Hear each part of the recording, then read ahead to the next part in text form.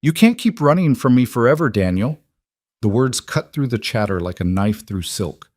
5 simple words that would unravel everything a desperate single father had built to protect his broken heart. What Elena Carter didn't know was that the man avoiding her wasn't running from her. He was running from the terrifying possibility that she might actually see him. Really see him. The worn-out father. The lonely widower. The man who hadn't allowed himself to want anything in 3 long years. If you want to know how a chance encounter at a neighborhood barbecue became the most honest love story neither of them saw coming, stay until the end. Hit that like button and drop a comment with your city so I can see how far this story travels. The smell of grilled burgers and cheap beer hung thick in the September air, mixing with the sound of classic rock bleeding from portable speakers someone had set up near the weathered picnic tables. Daniel Moore stood at the edge of Karen Hutchinson's backyard, one hand already reaching for the denim jacket he'd draped over a folding chair 2 hours earlier. He'd timed it perfectly. 7:30. Late enough that leaving wouldn't seem abrupt. Early enough that he could get Mia bathed and in bed by 9. Routine. Structure. The twin pillars that had kept him upright since the world had collapsed around him 3 years ago. Leaving already? Daniel's hand froze on the jacket collar. He didn't need to turn around to know who'd spoken. He'd been tracking her presence all evening, like a sailor watching storm clouds gather on the horizon, careful, vigilant, ready to adjust course the moment she drifted too close. Yeah, I've got... He turned, prepared to deliver the excuse he'd rehearsed, but the words died somewhere between his brain and his throat. Elena Carter stood 3 feet away, blocking his escape route with nothing more than her small frame and an expression that suggested she was done accepting his explanations. She wore what she always wore, faded jeans that had seen better years, a plain gray sweater that hung loose on her slender shoulders, canvas sneakers that might have been white once upon a time. Her dark hair was pulled back in a simple ponytail, no makeup, no jewelry except for a thin silver watch that looked like it came from a discount store. She looked like everyone else in this neighborhood, like she belonged here among the teachers and mechanics and nurses who filled these modest homes, like she was one of them. That was the problem. Well, one of the problems. You've got to get Mia home, Elena finished for him, her voice gentle but firm. I know. You always do. Daniel forced himself to meet her eyes. They were brown, he'd noticed months ago. The kind of brown that caught light and turned amber when she laughed, which wasn't often enough. Right now, they weren't laughing. They were asking a question he didn't want to answer. She's got school tomorrow, he said, which was true. Can't mess with her sleep schedule. It's Saturday night, Daniel. Sunday tomorrow. She's got the thing, at the community center. The art class that doesn't start until 2 in the afternoon? Behind them, someone turned up the music, Tom Petty singing about free-falling. The irony wasn't lost on Daniel. I should really... Why do you keep avoiding me? There it was, the question he'd been dodging for 4 months, served up plain and simple, no dressing to make it easier to swallow. People were laughing somewhere to his left. Someone dropped a bottle and it shattered, followed by good-natured cursing and offers to help clean it up. Normal suburban sounds. Normal Saturday evening chaos. Nothing about this moment felt normal. I'm not... Daniel started, but Elena raised one hand, stopping him. Please don't insult me by pretending you don't know what I'm talking about. Her voice stayed quiet, but something in it made him stand straighter. 4 months ago, we had a real conversation at Mike's birthday party. A good one. You told me about Mia's reading progress. I told you about the book I was trying to write. We talked for almost 2 hours. Daniel remembered. He remembered every damn minute of those 2 hours. The way she'd listened when he'd talked about his daughter, not with the pitying expression most people wore when they remembered he was raising Mia alone, but with genuine interest. The way she'd laughed at his terrible joke about kindergarten politics. The way the late evening sun had caught in her hair, and he'd found himself wondering what it would feel like to... He'd shut that thought down fast, locked it in the same box where he kept every other dangerous impulse that had tried to surface since Rebecca died. Since then, Elena continued, you've arrived late to every gathering where you knew I'd be. You leave the moment I enter a room. At the library book sale, you literally turned around and walked out when you saw me in the fiction section. And last week at the community board meeting, you sat in the back row and stared at your phone for 45 minutes rather than take the empty seat next to me. I didn't know you were... Yes, you did. She wasn't angry. That would have been easier to handle. Instead, she just sounded tired, maybe a little sad. I'm not trying to embarrass you, Daniel. I just want to know if I did something wrong, if I made you uncomfortable somehow, because if I did, I apologize, and I'll make sure to give you space, but I need to know. The honest thing would have been to tell her the truth, that she hadn't done anything wrong, that the problem wasn't her, it was him, and the way his carefully controlled world tilted sideways whenever she was near. That he'd spent 3 years building walls around himself and his daughter, and Elena Carter had walked into his life with her soft voice and secondhand clothes and made him want to tear those walls down with his bare hands. The honest thing would have terrified them both. You didn't do anything wrong, he said finally. I've just been busy. Something flickered across Elena's face. Disappointment, maybe. Or recognition that he was still running, just with different words. Okay. She stepped aside, clearing his path to the jacket, to the gate, to his car parked safely on the street. I won't bother you again. She turned to walk away, and Daniel knew with absolute certainty that if he let her go right now, that would be the end of it. Elena would keep her word. She'd give him space. She'd stop trying to connect. She'd fade into the background of neighborhood gatherings. Just another friendly face he could safely ignore. He should have felt relieved. Instead, he felt like he was about to make the stupidest decision of his life. Wait! Elena paused, didn't turn around. Daniel's hand was still on his jacket. He could grab it, leave, maintain the status quo. Safe, controlled, alone. It's not you, he said to her back. It's really not. Daniel, you don't have to... I'm scared. Now she turned. The confusion on her face would have been comical in any other situation. Scared? Of what? He couldn't believe the words had actually left his mouth. Couldn't believe he was still standing here instead of executing the tactical retreat every instinct screamed at him to make. Can we? He gestured vaguely toward the far corner of the yard, away from the crowd, away from the music and laughter, and the 20 or so neighbors who'd known him since he'd moved into this neighborhood 5 years ago with a pregnant wife and dreams of the perfect suburban life. Elena hesitated, studying his face, then nodded. They walked in silence to where Karen's yard met the old wooden fence that separated her property from the elementary school's sports field. Someone had strung cheap solar lights along the fence posts, little globes that gave off a warm, inadequate glow. Beyond the fence, the field stretched dark and empty under a sky-threatening rain. Daniel leaned against the fence, buying himself a few seconds. Elena stood facing him, waiting, patient. That was another thing about her that had gotten under his skin. She knew how to be quiet without making the silence awkward. She knew how to wait for people to find their words. 3 years ago, he began, my wife Rebecca died. Sudden. Unexpected. We just had Mia 6 months earlier. One day Rebecca was here, making plans for Mia's first birthday party. And the next... He stopped, swallowed. The next day she was gone. Brain aneurysm. The doctor said she probably never felt any pain, like that was supposed to make it better.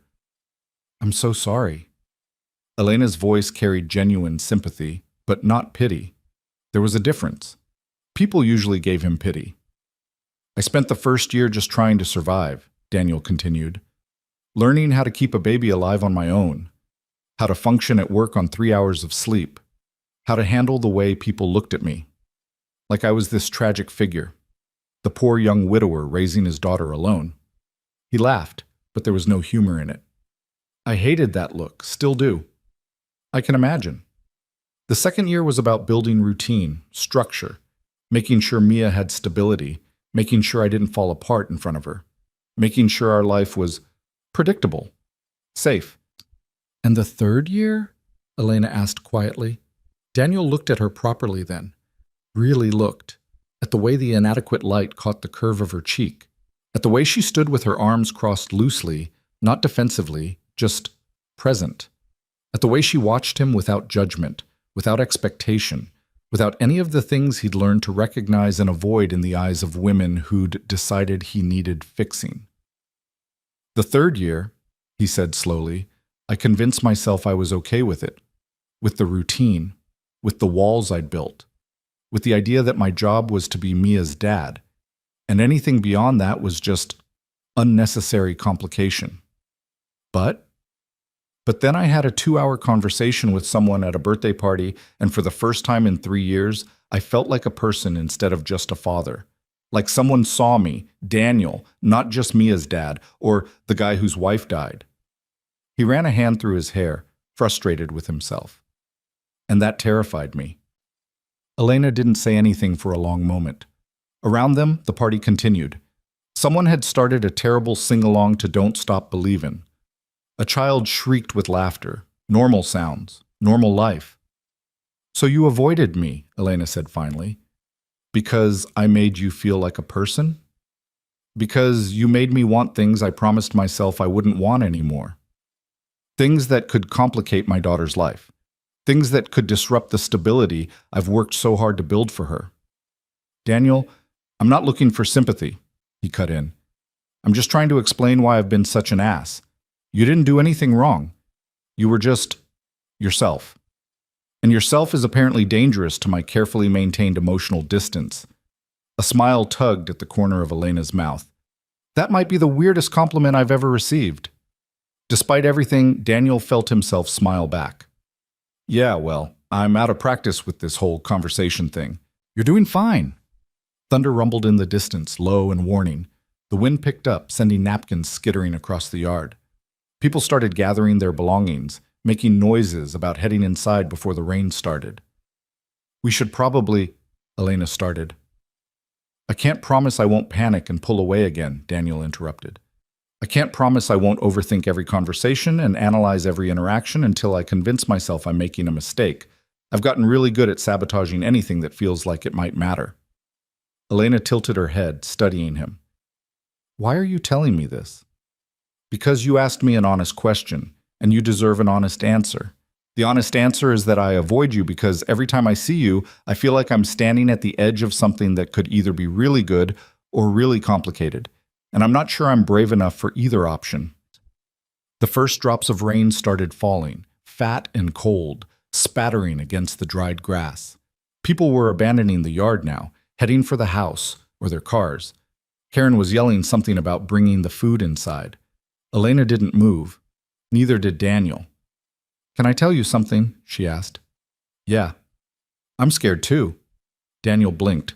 Of what? Elena looked away toward the dark field beyond the fence.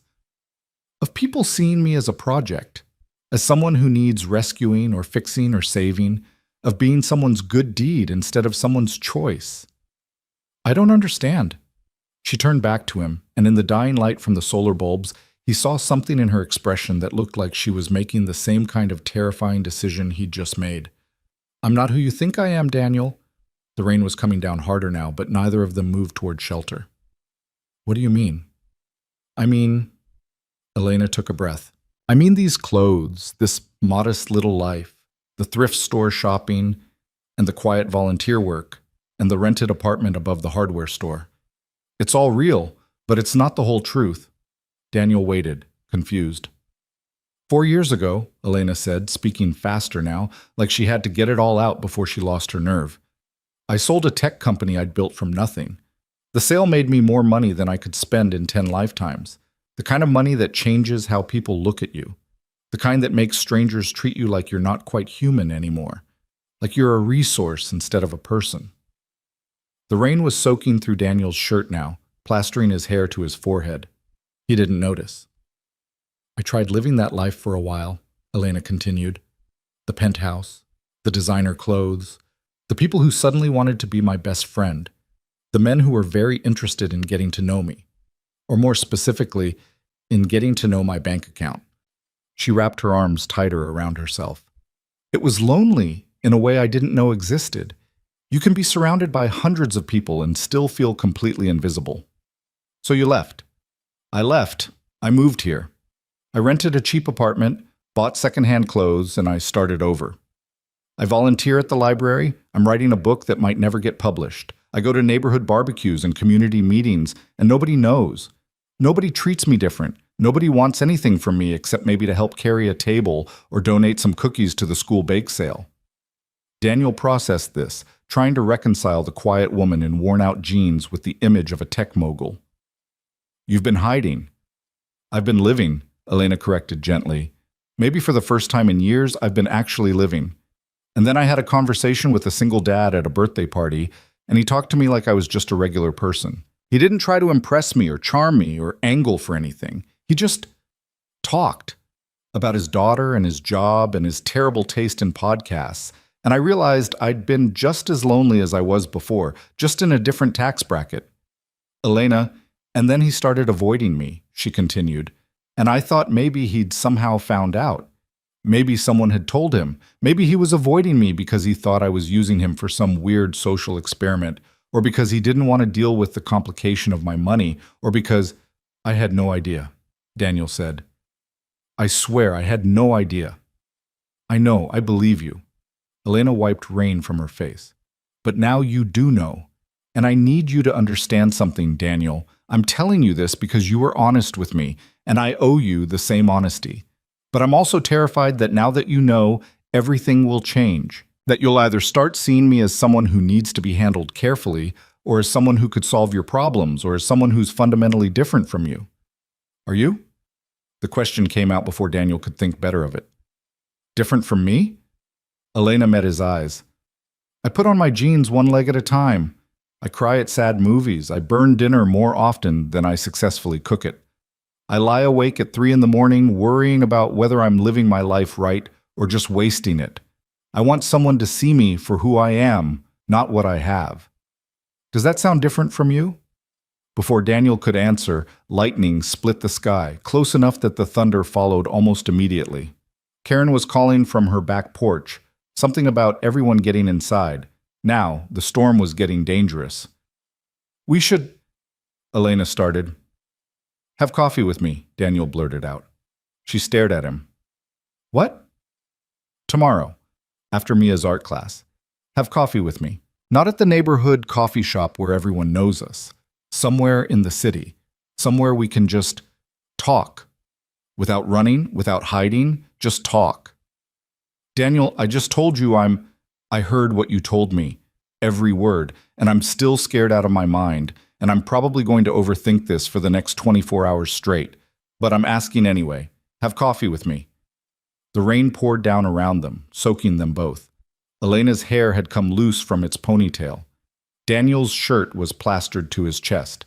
They looked like two idiots standing in a thunderstorm instead of seeking shelter like any reasonable person would. Okay, Elena said. Okay?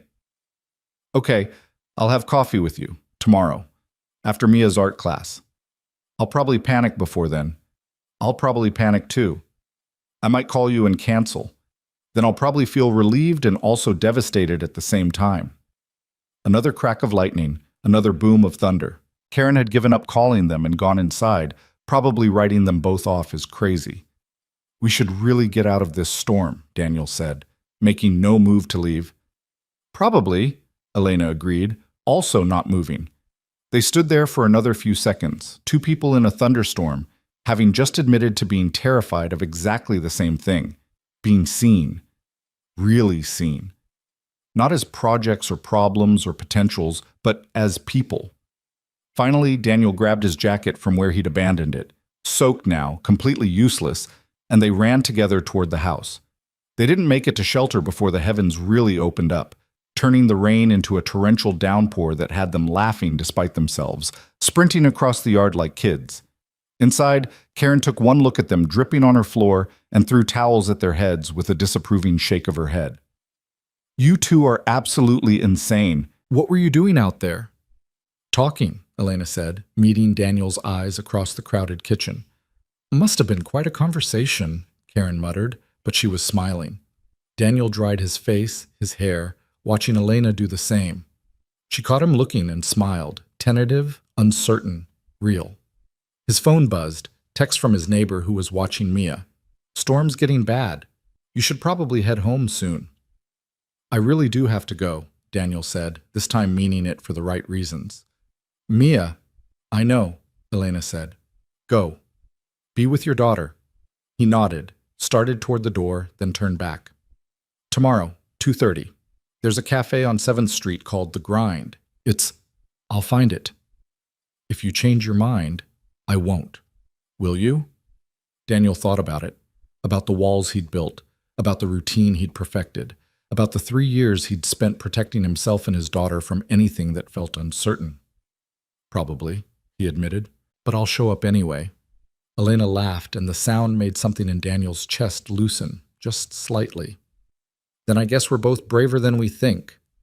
He left before he could say anything else, before he could overthink it, before he could talk himself out of what he'd just agreed to. The rain was still coming down in sheets, and he was soaked through by the time he reached his car, but he didn't care. He'd stopped running, at least for now, at least for tomorrow.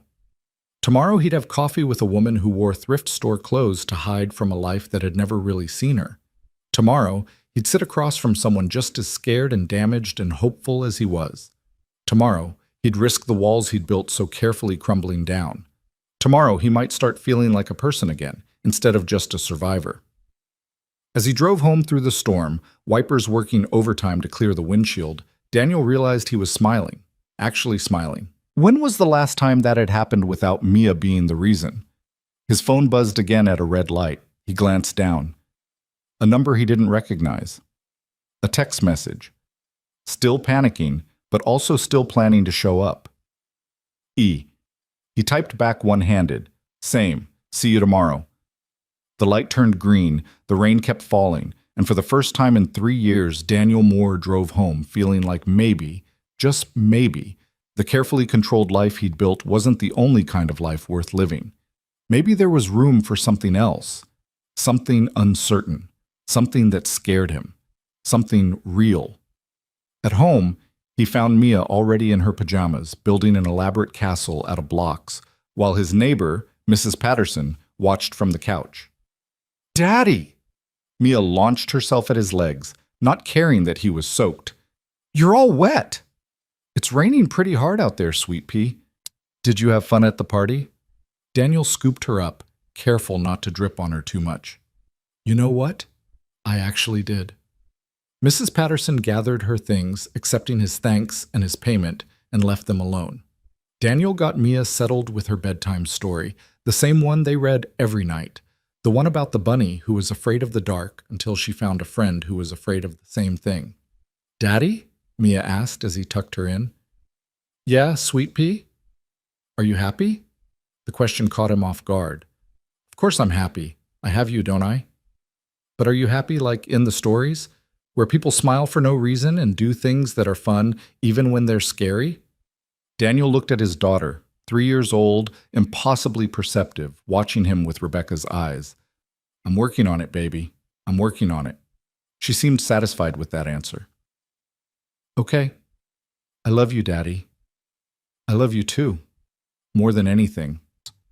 He left her door cracked open the way she liked it and walked to his own room, where he changed into dry clothes and sat on the edge of the bed, staring at his phone. Elena's text was still there, still real, still terrifying. He thought about calling her, canceling, making up an excuse, going back to the safe distance he'd maintained for months. Instead, he set an alarm for tomorrow, making sure he'd have plenty of time to get Mia to her art class and make it to the grind by 2:30. Then he lay back and stared at the ceiling, listening to the storm rage outside, and wondered what the hell he'd just gotten himself into. Daniel didn't sleep that night. He lay in bed listening to the storm gradually fade into scattered drops against the window, his mind running through every possible disaster scenario tomorrow's coffee could produce. By 3 in the morning, he'd convinced himself Elena would realize she'd made a mistake. By 4, he'd decided he was the one making the mistake. By 5, when his alarm was set to go off in 2 hours anyway, he gave up on sleep entirely and went to make coffee. The kitchen was dark and quiet, just him and the ancient coffee maker that had been a wedding gift from Rebecca's aunt. He watched the dark liquid drip into the pot and tried to remember the last time he'd been this anxious about anything that wasn't directly related to Mia's well-being. The answer was depressing in its simplicity. Never.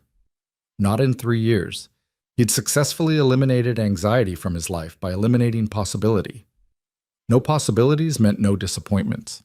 No disappointments meant no pain. It was a perfect system.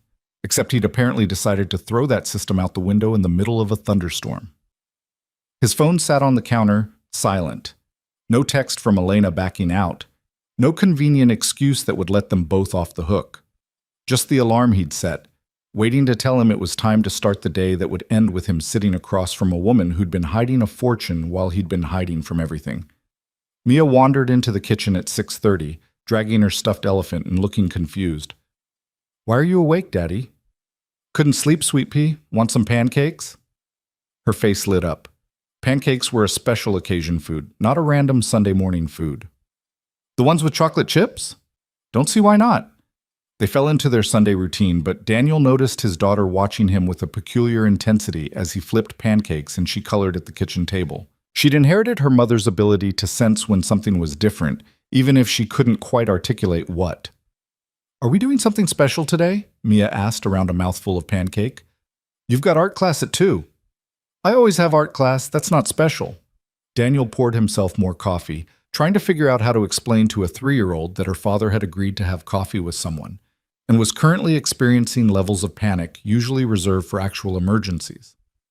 "I might meet a friend after I drop you off," he said carefully. "Mrs. Patterson will pick you up from class and stay with you for a bit." Mia's eyes narrowed. She had Rebecca's eyes, but right now the expression in them was pure suspicious toddler. "What friend?" "Just someone I know from the neighborhood." "Is it a boyfriend or a girlfriend?" "A friend who happens to be a girl." "That's a girlfriend, Daddy." "It's not." "It's complicated, Mia." But she seemed to accept this, going back to her pancakes. Then just when Daniel thought he was off the hook, "Is she nice?" "Very nice." "Does she like elephants?" Daniel thought about Elena, trying to imagine her opinion on elephants. "I don't know, actually." "You should ask her. It's important." "I'll make sure to ask her." Satisfied, Mia returned her attention to coloring, leaving Daniel to contemplate the absurdity of taking dating advice from a 3-year-old. Not that this was dating. This was just coffee. Just 2 people talking. 2 people who'd both admitted to being terrified, sitting in a public cafe, probably making awkward conversation and regretting their choices. The morning crept by with agonizing slowness. Daniel cleaned the kitchen 3 times. He rearranged the living room furniture, then put it back. He started a load of laundry, forgot about it, and had to restart it. Every time his phone made a sound, his heart jumped, certain it was Elena canceling. It never was. At noon, he made lunch. Mia ate her grilled cheese and apple slices while Daniel moved food around his plate and pretended his stomach wasn't tied in knots. "You're being weird, Daddy," Mia announced. "I'm not weird. You're being something." She wasn't wrong. He was being something, anxious, hopeful, terrified, alive in a way he hadn't let himself be in years. It felt uncomfortable, like wearing shoes that didn't quite fit. At 1:30, he loaded Mia into the car and drove to the community center. She chattered the whole way about the art project she wanted to make, something involving a lot of glitter and absolutely no plan whatsoever. Daniel made the appropriate encouraging noises while his brain ran through conversation starters for his coffee meeting. Too formal. "Thank you for agreeing to meet with me." Too casual. "So, billionaire, huh?" Too honest. "I almost called you 17 times last night to cancel." He was still cycling through options when they arrived at the community center. Mia's teacher, a cheerful woman named Sarah who always wore paint-stained overalls, greeted them at the door. "Ready to make some art, Mia?" "I'm going to use all the glitter," Mia declared. "That's the spirit. Don't worry, Mr. Moore. We've got the industrial vacuum ready." Daniel knelt down to kiss his daughter's forehead. "Be good for Miss Sarah. Mrs. Patterson will pick you up at 4, okay?"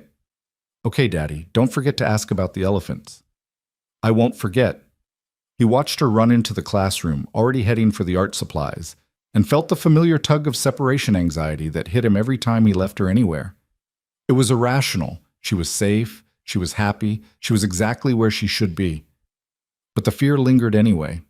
A constant low hum in the background of his life since Rebecca died. The fear that something could happen. That everything could change in an instant. That the people you loved could disappear. He forced himself to walk back to the car. Mrs. Patterson was expecting his call at 3:30. He had an hour. 1 hour to sit in a cafe with Elena Carter and try to have a normal conversation like a normal person capable of normal human interaction. The drive into the city took 20 minutes.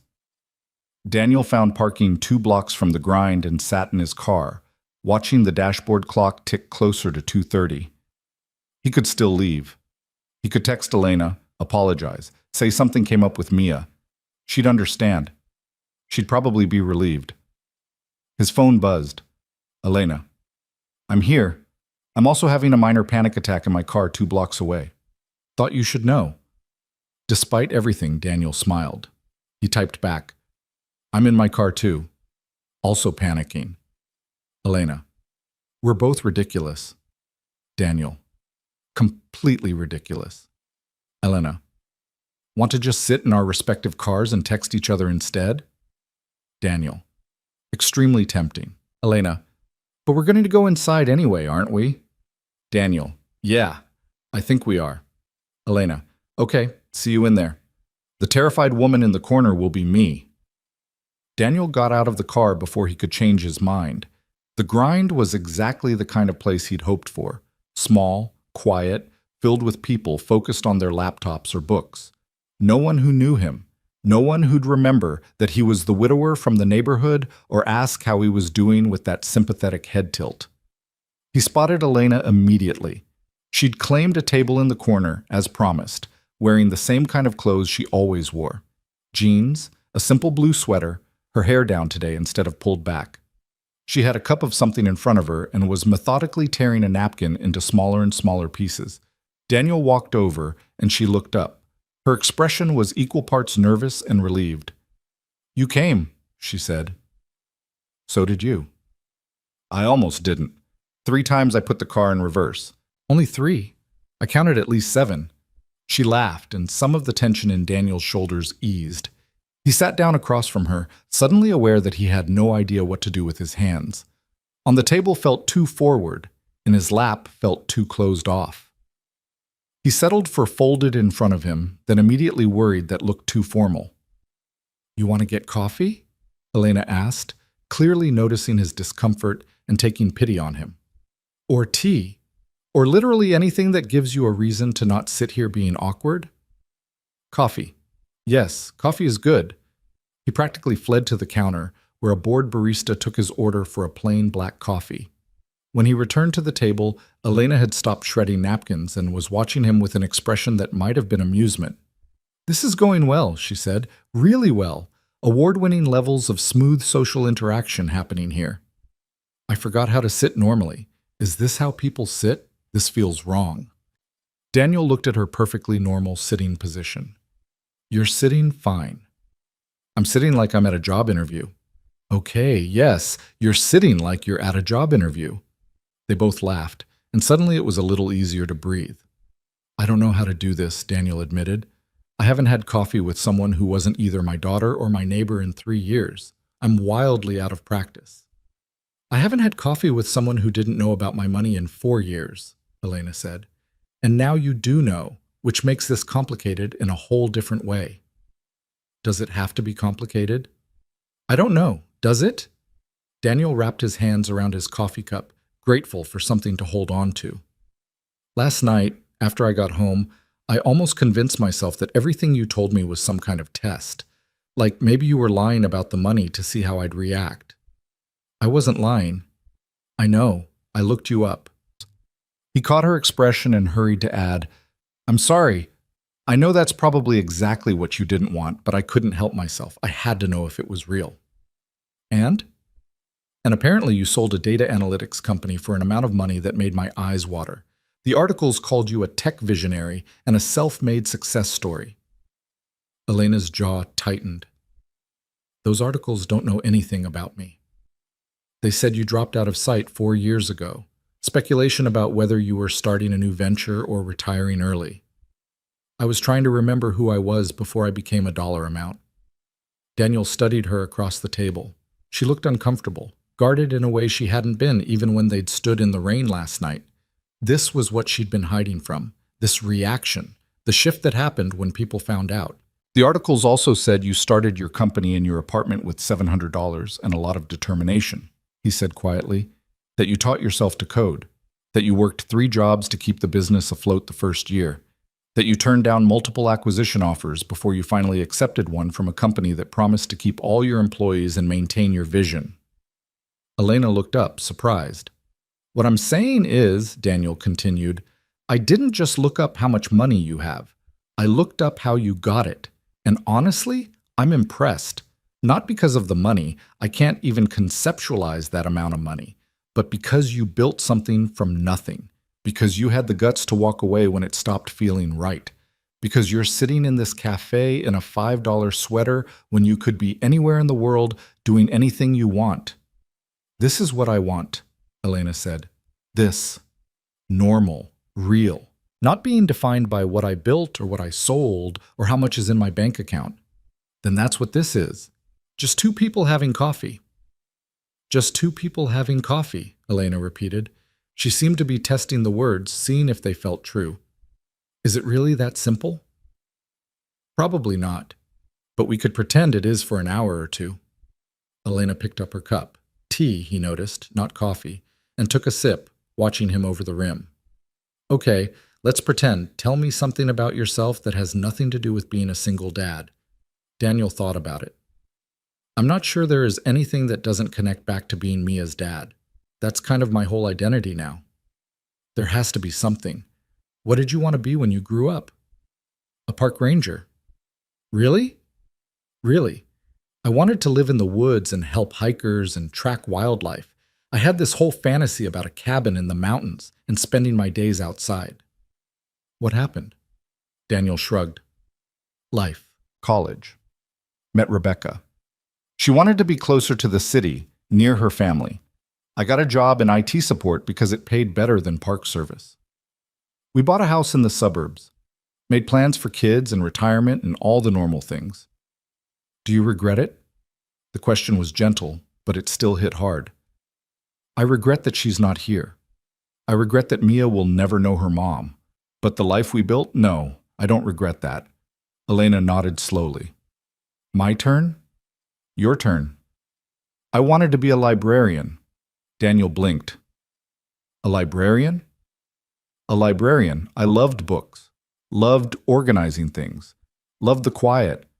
I had this vision of a small-town library, helping people find the right book, running reading programs for kids, very modest ambitions. So what happened? I learned to code on library computers because I couldn't afford my own. Started building small programs to help the library organize their catalog better. Then someone saw what I'd built and asked if I could make something for their small business. Then someone else asked. And suddenly I had a company that wasn't supposed to exist, doing work I never planned to do. But you were good at it. I was excellent at it. That was the problem. I was so good at something I never wanted to do that I forgot to figure out if I actually wanted to do it. Their coffee went cold as they talked. The cafe filled up around them and emptied out again. Daniel checked his phone once to make sure Mrs. Patterson had picked up Mia successfully, then forgot about time entirely. Elena asked about his job, and he found himself actually talking about it instead of giving the usual vague descriptions. He worked IT support for a mid-sized manufacturing company, which sounded boring but occasionally provided stories of technological disasters that made Elena laugh hard enough that people at other tables looked over. He asked about her book, and she explained she was trying to write about the disconnect between wealth and worth, between success and satisfaction. She hadn't let anyone read it yet. It might be terrible. She didn't care. It was hers in a way the company had never been. Can I ask you something? Daniel said eventually. Anything. Why tell me? Last night, I mean. You've kept this secret for 4 years. You could have just let me think you were someone different, someone without complications. Elena was quiet for a long moment, turning her empty cup in her hands. Because you were honest with me. Because you told me the real reason you'd been avoiding me. And it wasn't any of the terrible reasons I'd imagined. And because, she paused. Because I'm tired of hiding. I'm tired of being afraid that if people know the truth, they'll only see the money. But I'm also terrified that if they know the truth, they'll see me differently. And I needed to know which one you were. Which one am I? I don't know yet. That's what terrifies me. Before Daniel could respond, his phone rang. Not a text, an actual call. He glanced at the screen and his stomach dropped. Mrs. Patterson. I'm sorry, I have to... He answered without finishing the sentence. Is Mia okay? She's fine, Mrs. Patterson said quickly, clearly recognizing the panic in his voice. She's completely fine, but she's asking for you. She had a little meltdown after art class. Nothing serious, just overtired, I think, but she wants her daddy. Daniel was already standing, grabbing his jacket. I'll be there in 20 minutes, 15. Take your time, dear. We're okay. She's watching a movie and eating crackers. Just missing you. He hung up and looked at Elena, who'd also stood. I have to go. Mia needs me. Of course. Go. I'm sorry. We were finally... Daniel! Elena's voice was firm but kind. Your daughter needs you. Everything else can wait. Go. He wanted to say more. Wanted to find the right words to explain that he didn't want to leave. That he'd actually been enjoying himself for the first time in recent memory. That he didn't want her to think he was running again. Instead, he just nodded and headed for the door. He was almost there when he heard her call his name. He turned back. Elena was standing by their table, looking uncertain. Can we do this again? When you don't have to run off to save the day? Yes, definitely. Okay, good. She smiled and it reached her eyes this time. Ask Mia if she likes elephants. He laughed despite his anxiety about getting to his daughter. How did you... She told me last week at the library. Very serious conversation about elephant intelligence. Of course they'd talked. Of course Elena had taken the time to have an actual conversation with his 3-year-old about elephants. Of course she had.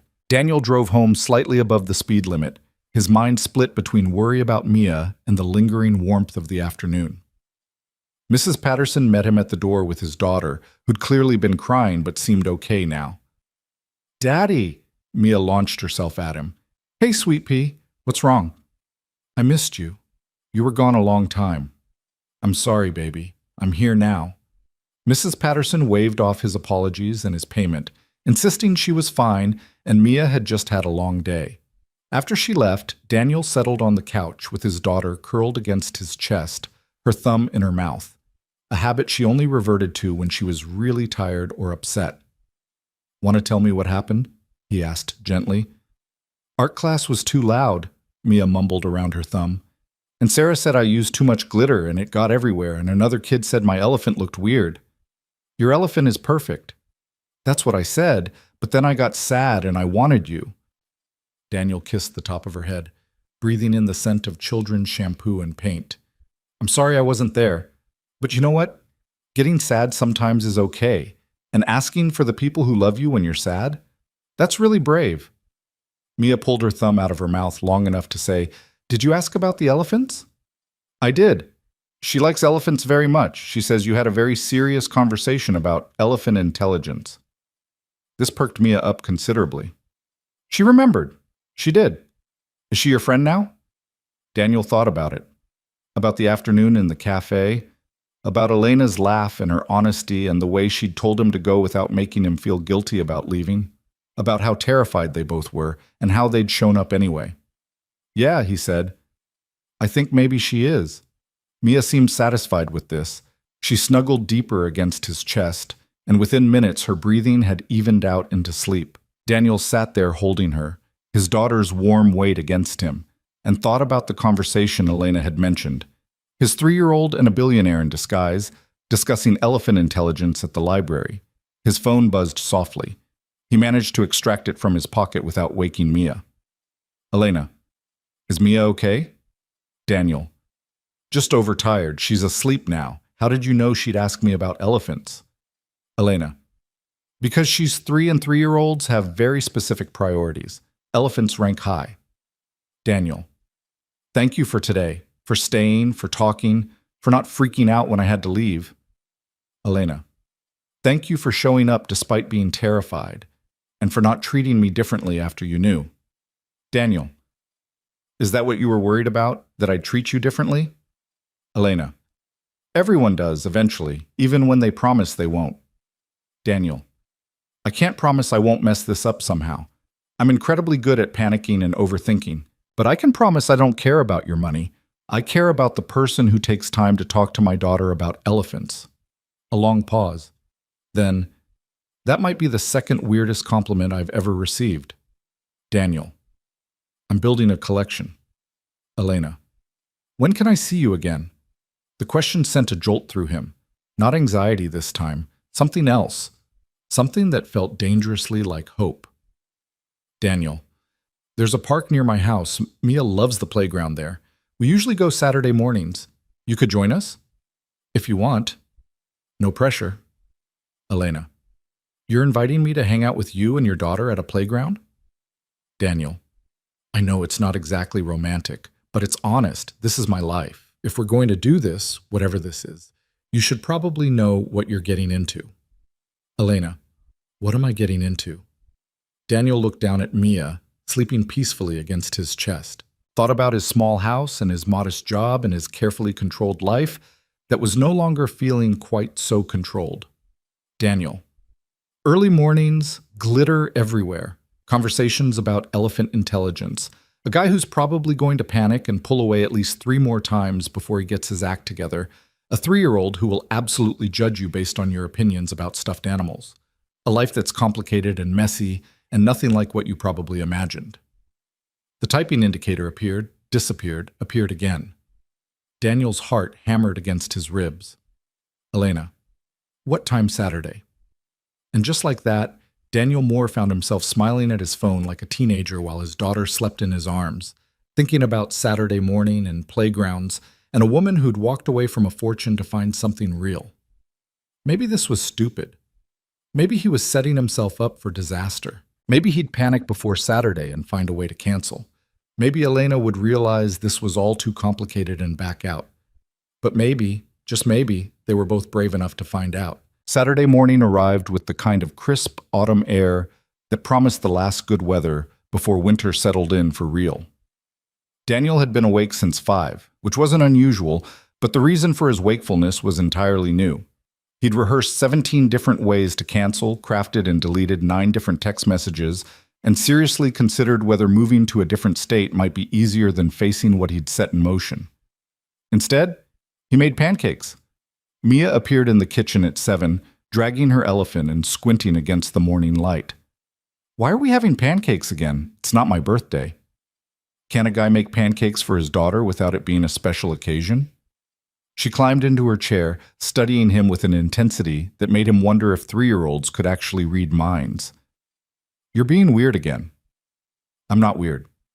You made pancakes on Sunday, and now you're making pancakes on Saturday. That's weird.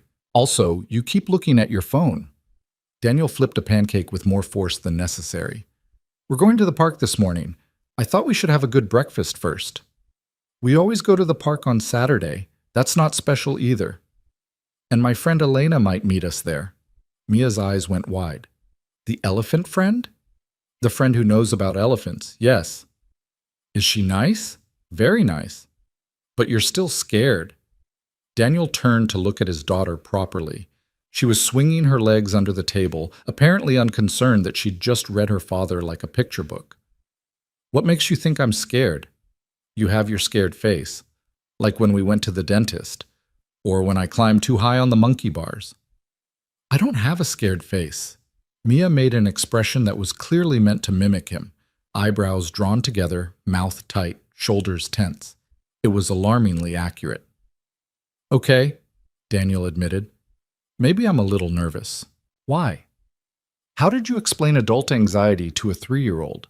How did you tell your daughter that the idea of letting someone new into their carefully constructed life felt like standing at the edge of a cliff? Because it's been just you and me for a long time, Daniel said carefully. And I want to make sure that anyone who becomes part of our lives is someone really special. Mia considered this while chewing a massive bite of pancake. Is Elena special? I think she might be. Then we should be nice to her so she wants to stay. The simplicity of it nearly broke him. Be nice so she wants to stay. As if kindness and wanting were all it took. As if the world were really that straightforward. You're pretty smart for 3, you know that? I know, Mia said matter-of-factly. Can I bring my chalk to the park? They finished breakfast and Daniel got them both ready, trying not to check his phone every 30 seconds to see if Elena had canceled. She hadn't. At 9:15, she texted, "Still coming, still nervous, currently sitting in my car, giving myself a pep talk." Daniel responded while Mia brushed her teeth. "Same. Mia says we should be nice to you so you'll want to stay." Elena, "Well, that's the sweetest thing I've heard all week, and now I'm definitely crying in my car." Daniel, "We're leaving in 5 minutes. Meet you at the entrance?" Elena, "See you there?" The park was a 10-minute walk from their house, close enough that Mia knew every crack in the sidewalk and insisted on jumping over each one. She chattered the entire way about the drawing she wanted to make with her chalk and whether the swings would be free and if maybe they could get ice cream later even though it was getting too cold for ice cream really, but she wouldn't mind. Daniel made appropriate listening noises while his brain ran through disaster scenarios. What if Elena and Mia didn't get along? What if this was too much too fast? What if bringing her into Mia's world was a mistake? What if, "Daddy, you're doing your scared face again." "Sorry, sweet pea." "It's okay to be scared, but you still gotta do stuff even when you're scared. That's what you always tell me." Daniel looked down at his daughter, skipping along beside him without a care in the world, dispensing wisdom like she was 40 instead of 3. "When did you get so smart?" "I was born this way," Mia declared. Then with perfect timing, "Is that Elena?" Daniel looked up. Elena stood near the park entrance, wearing jeans and a jacket that had definitely seen better days, her hair pulled back in a ponytail. She saw them and waved, tentative, like she wasn't sure what the protocol was for greeting a man and his daughter at a playground. Mia didn't have any such uncertainty. She dropped Daniel's hand and ran straight to Elena, skidding to a stop just in front of her. "Hi, I'm Mia. Do you really like elephants, or did you just say that to be nice?" Elena laughed, crouching down to Mia's level. "I really like elephants. Did you know they can communicate over long distance using sounds too low for humans to hear?" "I did know that. Miss Sarah at art class told us. Also, they never forget things." "That's right. They have incredible memories." "Do you have an incredible memory?" "Sometimes. I remember our conversation at the library." Mia beamed. "Daddy said you were his friend now." Elena glanced up at Daniel, who'd just caught up to them, slightly out of breath. "Did he?" "He did," Daniel confirmed. "Apparently I don't have any secrets from my 3-year-old. "That's because I'm very observant," Mia explained to Elena with great seriousness. "Daddy says I notice everything." "That sounds like a very useful skill." "It is. Come on, I want to show you the best swing." Mia grabbed Elena's hand without waiting for a response and started pulling her toward the playground. Elena looked back at Daniel with an expression that was part panic, part amusement, and part something else he couldn't quite read. He shrugged helplessly and followed them into the park. The playground was moderately crowded for a Saturday morning. Parents clustered on benches, kids running wild across the equipment, the usual chaos of weekend family time.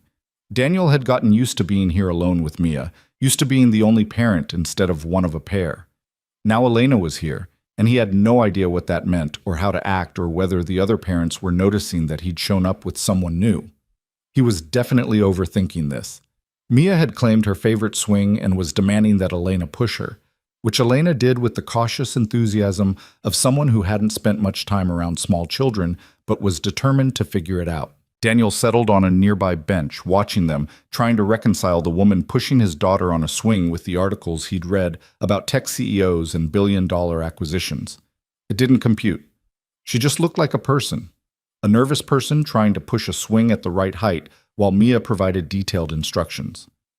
"Higher," Mia commanded. "Are you sure?" "You're already pretty high." "I'm sure. I'm brave." Elena pushed harder, and Mia shrieked with delight.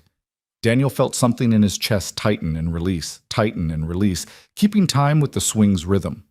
After 10 minutes of swinging, Mia decided it was time to draw with chalk. She dragged Elena over to a clear patch of pavement and started creating an elaborate scene involving, as far as Daniel could tell, approximately 700 elephants. "That's a lot of elephants," Elena observed, settling on the ground next to Mia. "It's a family," Mia explained. This one is the mommy, and this one is the daddy, and all these are the babies. That's a lot of babies. Elephants have big families. That's how they survive. They take care of each other. Elena glanced at Daniel, who'd moved to sit on the pavement with them. There was something in her expression that made him think she understood exactly what Mia was really drawing. "Can you draw an elephant?" Mia asked Elena. "I can try, but I should warn you, my elephants are not very good." "That's okay. Mine aren't very good either, but I draw them anyway." Elena picked up a piece of blue chalk and started sketching. Her elephant was, true to her warning, pretty terrible, more like a lumpy dog with a long nose.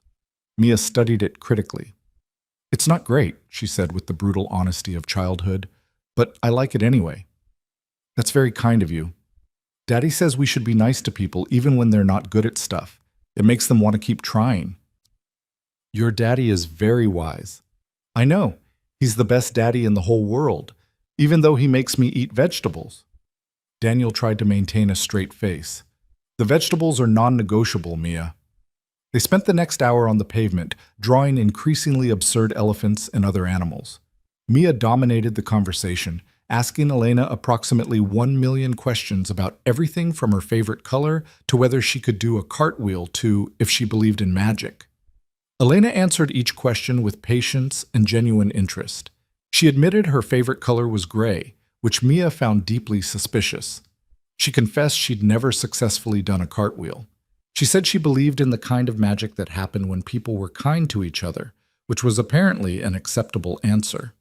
Daniel watched them interact and felt the walls he'd built starting to crack. Not crumble, not yet, but definitely crack. Little fissures letting light through. "Daddy? I'm hungry," Mia announced eventually. Daniel checked his watch. Nearly 11. "We should probably head home for lunch." Mia's face fell. "Does Elena have to go?" Elena looked to Daniel for guidance. "Elena probably has things to do," Daniel said, giving her an out if she needed it.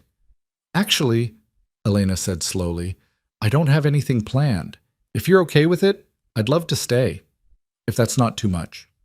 Mia jumped up, scattering chalk everywhere. "Yes, you can come to our house. We have a kitchen and everything."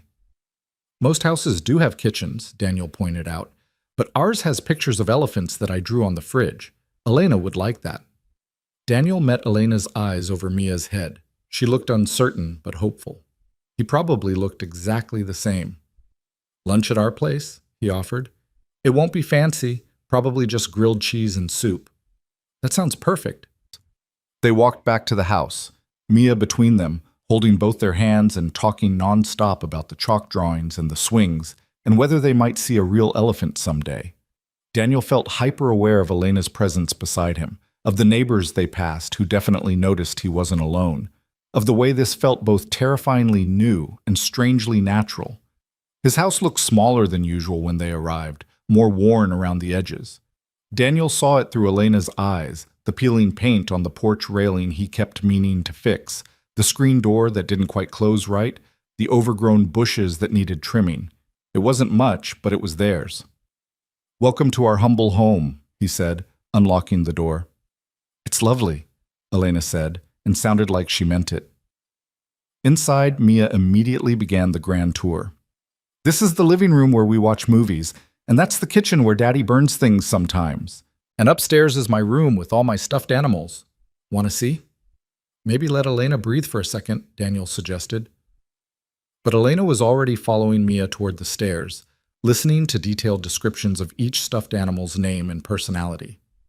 Daniel stood in the kitchen, listening to their voices drift down from above, and wondered what the hell he was doing. This was too fast. Too much.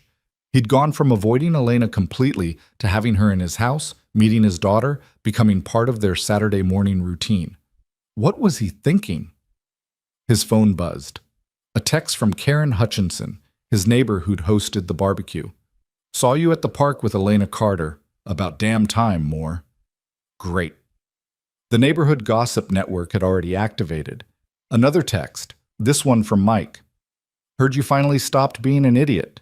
Good for you." And another from Sarah, Mia's art teacher. "Mia mentioned her daddy's friend at pickup yesterday. She seemed excited. Happy for you." Daniel stared at his phone, torn between annoyance and something that might have been gratitude. He'd spent 3 years keeping everyone at arm's length, and apparently the entire neighborhood had been watching, waiting for him to rejoin the living. "Daddy," Mia called from upstairs, "Elena wants to see your room too." "Nobody wants to see my boring room," he called back. "I kind of do," Elena said, appearing at the top of the stairs. "Mia says you have books about parks." "Traitor," Daniel said to his daughter. Mia giggled. "I'm helpful." He climbed the stairs to find them in his bedroom doorway. It was embarrassingly ordinary. A bed, a dresser, a bookshelf crammed with old field guides and nature books from his park ranger dreams, a photo of Rebecca on the nightstand that he'd never had the heart to move. Elena's eyes went to the photo immediately. "Your wife?" "Yeah, Rebecca." "She was beautiful." "She was." Elena stepped into the room, moving to the bookshelf. "You weren't kidding about wanting to be a park ranger. This is quite a collection." Childhood dreams die hard. "Why should they die at all?" The question caught him off guard. "Because life moves on. Priorities change." "But the dream doesn't have to disappear completely, does it?" Elena pulled out a guide to birds of North America, flipping through it gently. "You could still find ways to connect with this. Take Mia camping, teach her about nature, keep the part of yourself that loved this alive." Mia tugged on Elena's jacket. "Can we go camping?" "That's a question for your dad." "Daddy, can we go camping?" Daniel looked at his daughter's excited face, at Elena carefully replacing the book on the shelf, at the life he'd built that suddenly felt both too small and too precious to risk changing. "Maybe next spring," he heard himself say. "Promise?" "I promise." A satisfied Mia ran back downstairs, leaving Daniel and Elena alone in his bedroom. The intimacy of the moment hit him suddenly. This woman he barely knew, standing in his private space, touching his books, looking at photos of his dead wife. "I should make lunch," he said. "Daniel, wait." Elena turned to face him. "Is this okay? Me being here?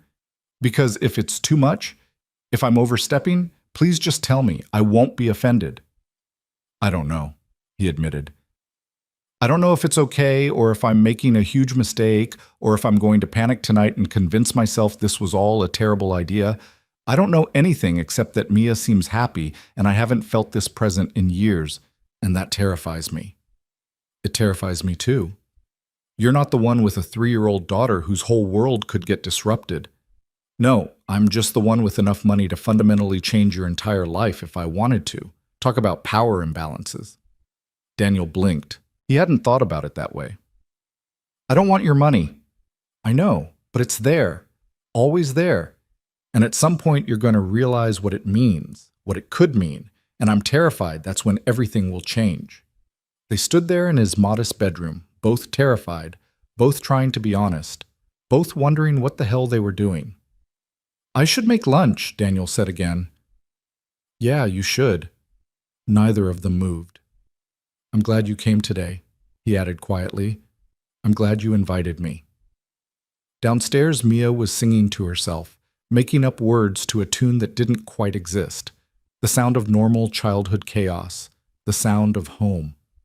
Elena smiled. "She's wonderful, you know. You're doing an incredible job with her. Most days I feel like I'm barely keeping it together." "That's called being a parent, or so I'm told." They went downstairs together, and Daniel made grilled cheese while Elena sat at the kitchen table with Mia, helping her color in a new drawing of elephants.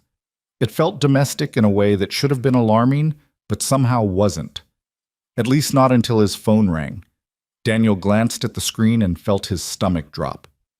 His mother, who he'd told exactly nothing about Elena, who had very strong opinions about his life choices, who was probably calling to ask about Mia or complain about his sister or invite them to some family obligation. He let it go to voicemail. "Everything okay?" Elena asked. "Just my mom. I'll call her back later." But then Mia piped up, helpful as ever. "Grandma always calls on Saturday. You should answer." "It's fine, sweet pea. I'll call her back." The phone started ringing again. His mother's superpower was persistence. Elena stood. "I should probably go anyway. Give you two your afternoon." "No!"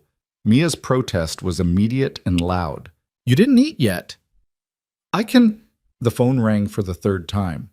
Daniel swore under his breath and answered it, holding up an apologetic finger to Elena. Hi, Mom. Finally, I've been trying to reach you all morning. His mother's voice came through loud and clear, the particular pitch she used when she was annoyed. Why didn't you answer? I was at the park with Mia. Well, I'm calling because your sister needs you to watch the twins next weekend, and I told her you would because you never do anything on weekends anyway. Daniel closed his eyes. Mom, I have plans next weekend. Plans? What plans? You never have plans. I have plans now. What kind of plans? Elena was definitely leaving, gathering her jacket while Mia clung to her leg, begging her to stay for lunch. This was a disaster. Just plans, Mom. I can't watch the twins. Daniel Scott Moore, you can't just say you have plans without explaining what they are. Are you finally dating someone? Because I've been telling you for years that you need to get back out there. Mia needs a mother figure. You can't just, Mom, I really can't talk about this right now. Why not? What's wrong? Is Mia okay? Mia's fine. Everything's fine. I just have a guest and... A guest? What kind of guest? Is it a woman? Daniel, if you're dating someone, you need to be careful. You can't just bring random women around Mia. She's vulnerable and she's not a random woman, and I have to go. Don't you dare hang up on me, young man. I want to know... Daniel hung up, then immediately felt guilty for hanging up, then immediately felt angry for feeling guilty. His phone started ringing again immediately. He turned it off. Elena had successfully extracted herself from Mia's grasp and was heading for the door. Daniel followed, leaving Mia in the kitchen looking mutinous. I'm sorry, he said. That was... My mother is... You don't have to explain. I want to explain. She's just protective and pushy, and she's been on my case about dating for 2 years, and I've told her repeatedly that I'm not interested, and now, apparently showing up to the park with someone is going to trigger a whole interrogation, and... He stopped, realizing he was rambling. I'm sorry. Stop apologizing. Elena's voice was gentle but firm. I get it. Complicated families, protective parents, it's okay. It's not okay. You shouldn't have to deal with my family drama 5 minutes after meeting my daughter. Daniel, look at me. He did. She was standing in his doorway, backlit by the late morning sun, looking patient and understanding and so damn beautiful it hurt. This is real life, she said. Real life is complicated. It's phone calls from mothers and kids who need lunch and people who don't know what they're doing but are trying anyway. If I wanted simple, I'd have stayed in my penthouse ordering takeout and never talking to anyone real. This isn't what you signed up for. I signed up for honesty, remember? For people who see each other as people, not projects or problems. Your life is complicated. So is mine. That doesn't make it wrong. From the kitchen, Mia yelled, Are you done fighting? Because I'm still hungry. We're not fighting, Daniel called back. It sounds like fighting, Elena laughed. She's not wrong. We kind of are fighting. About whether you should stay for lunch. That's a weird thing to fight about. Everything about this is weird. True. Elena shifted her jacket in her arms. Do you want me to stay? The honest answer was yes and no, and maybe, and he had no idea.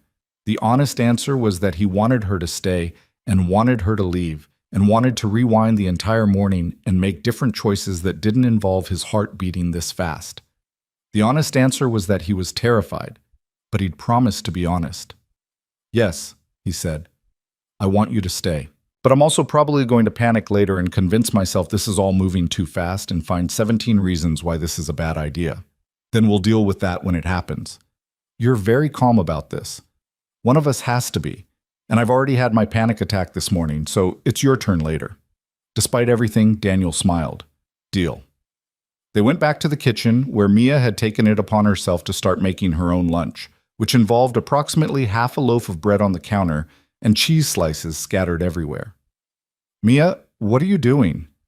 Making lunch since you guys were too busy fighting to feed me. We weren't fighting, Elena said, jumping in to help gather cheese slices. We were just talking.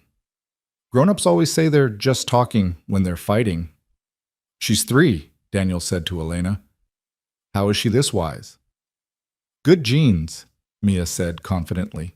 They made lunch together, the three of them in the small kitchen, bumping into each other and laughing when Mia insisted on making Elena's sandwich herself and produced something that looked more like a cheese sculpture than actual food.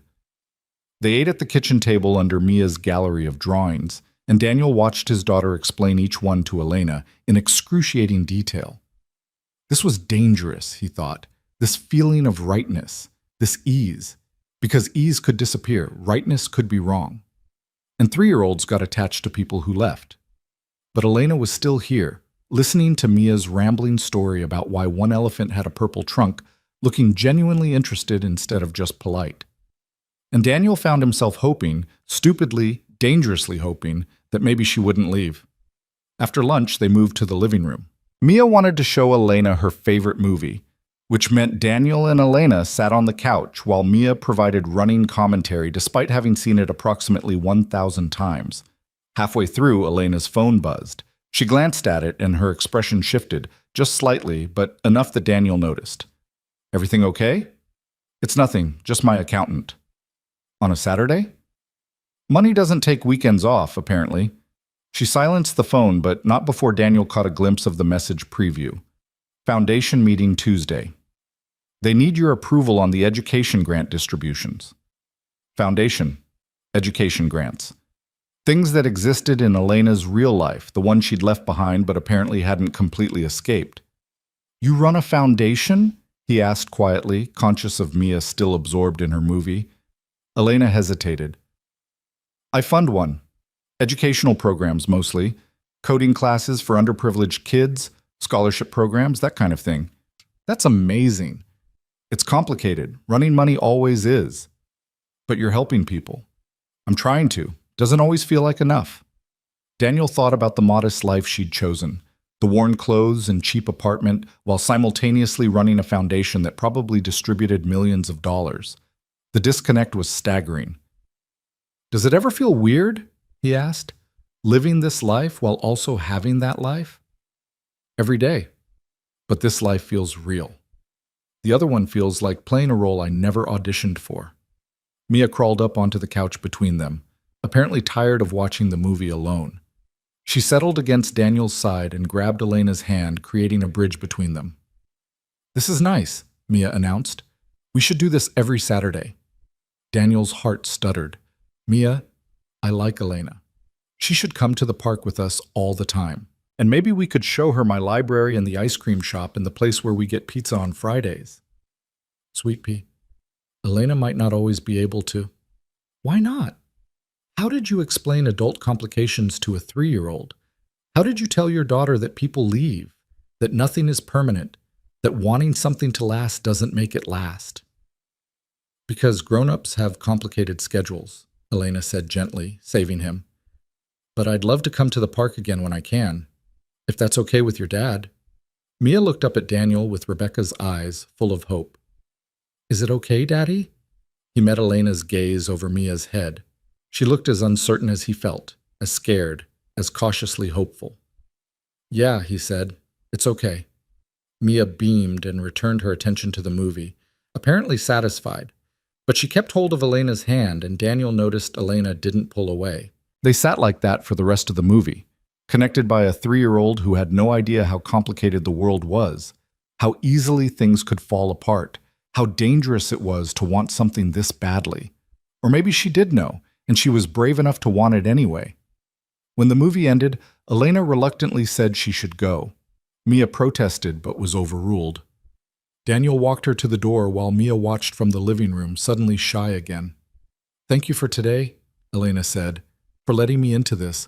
I know it wasn't easy. Thank you for staying, even when it got weird. It's going to get weirder, you know. My life is... There's a lot you don't know yet." "Same here." "Want to tell me the rest over dinner sometime?" "Real dinner, not playground sandwiches?" Daniel's pulse kicked up. "Like a date?" "Like a date. No 3-year-olds, just us. Being terrified together in a restaurant instead of a park." "That sounds awful." "It really does." "When?" "Tuesday? There's a place downtown that does amazing Italian food. Very low-key, very private. We could actually have a conversation without being interrupted." Daniel thought about his calendar. Tuesday was clear. No Mia activities, no obligations, no excuses, just him and Elena and whatever honesty they could manage across a dinner table. Okay, he said. Tuesday. You're not going to panic and cancel? Oh, I'm definitely going to panic, but I'll show up anyway. Elena smiled, and it transformed her face. Then I guess we're doing this. I guess we are. She left, and Daniel closed the door behind her, leaning against it for a moment and trying to catch his breath. From the living room, Mia called out, "Is she your girlfriend now?" It's complicated, Mia. Grown-ups always say that when the answer is yes. Daniel joined his daughter on the couch, pulling her into his lap. You liked her, huh? She's nice, and she knows about elephants. And she stayed even when you were being weird. I was being weird? Very weird. But she stayed anyway. That means she likes you. Daniel kissed the top of Mia's head, breathing in the scent of children's shampoo and playground dirt. Maybe she does. Are you going to see her again? Yeah, Tuesday. Good. I want her to come back. It's nice when you're not alone. The words hit harder than they should have. He hadn't realized Mia had noticed his loneliness, that she'd been carrying that awareness alongside her elephant facts and playground politics. I'm not alone, Sweet Pea. I have you. I know. But sometimes grown-ups need grown-up friends too. That's okay. 3 years old, she was 3 years old and apparently wiser than he'd ever be. His phone, which he'd turned back on, showed 7 missed calls from his mother and a string of increasingly frantic texts. He sighed and called her back, bracing himself.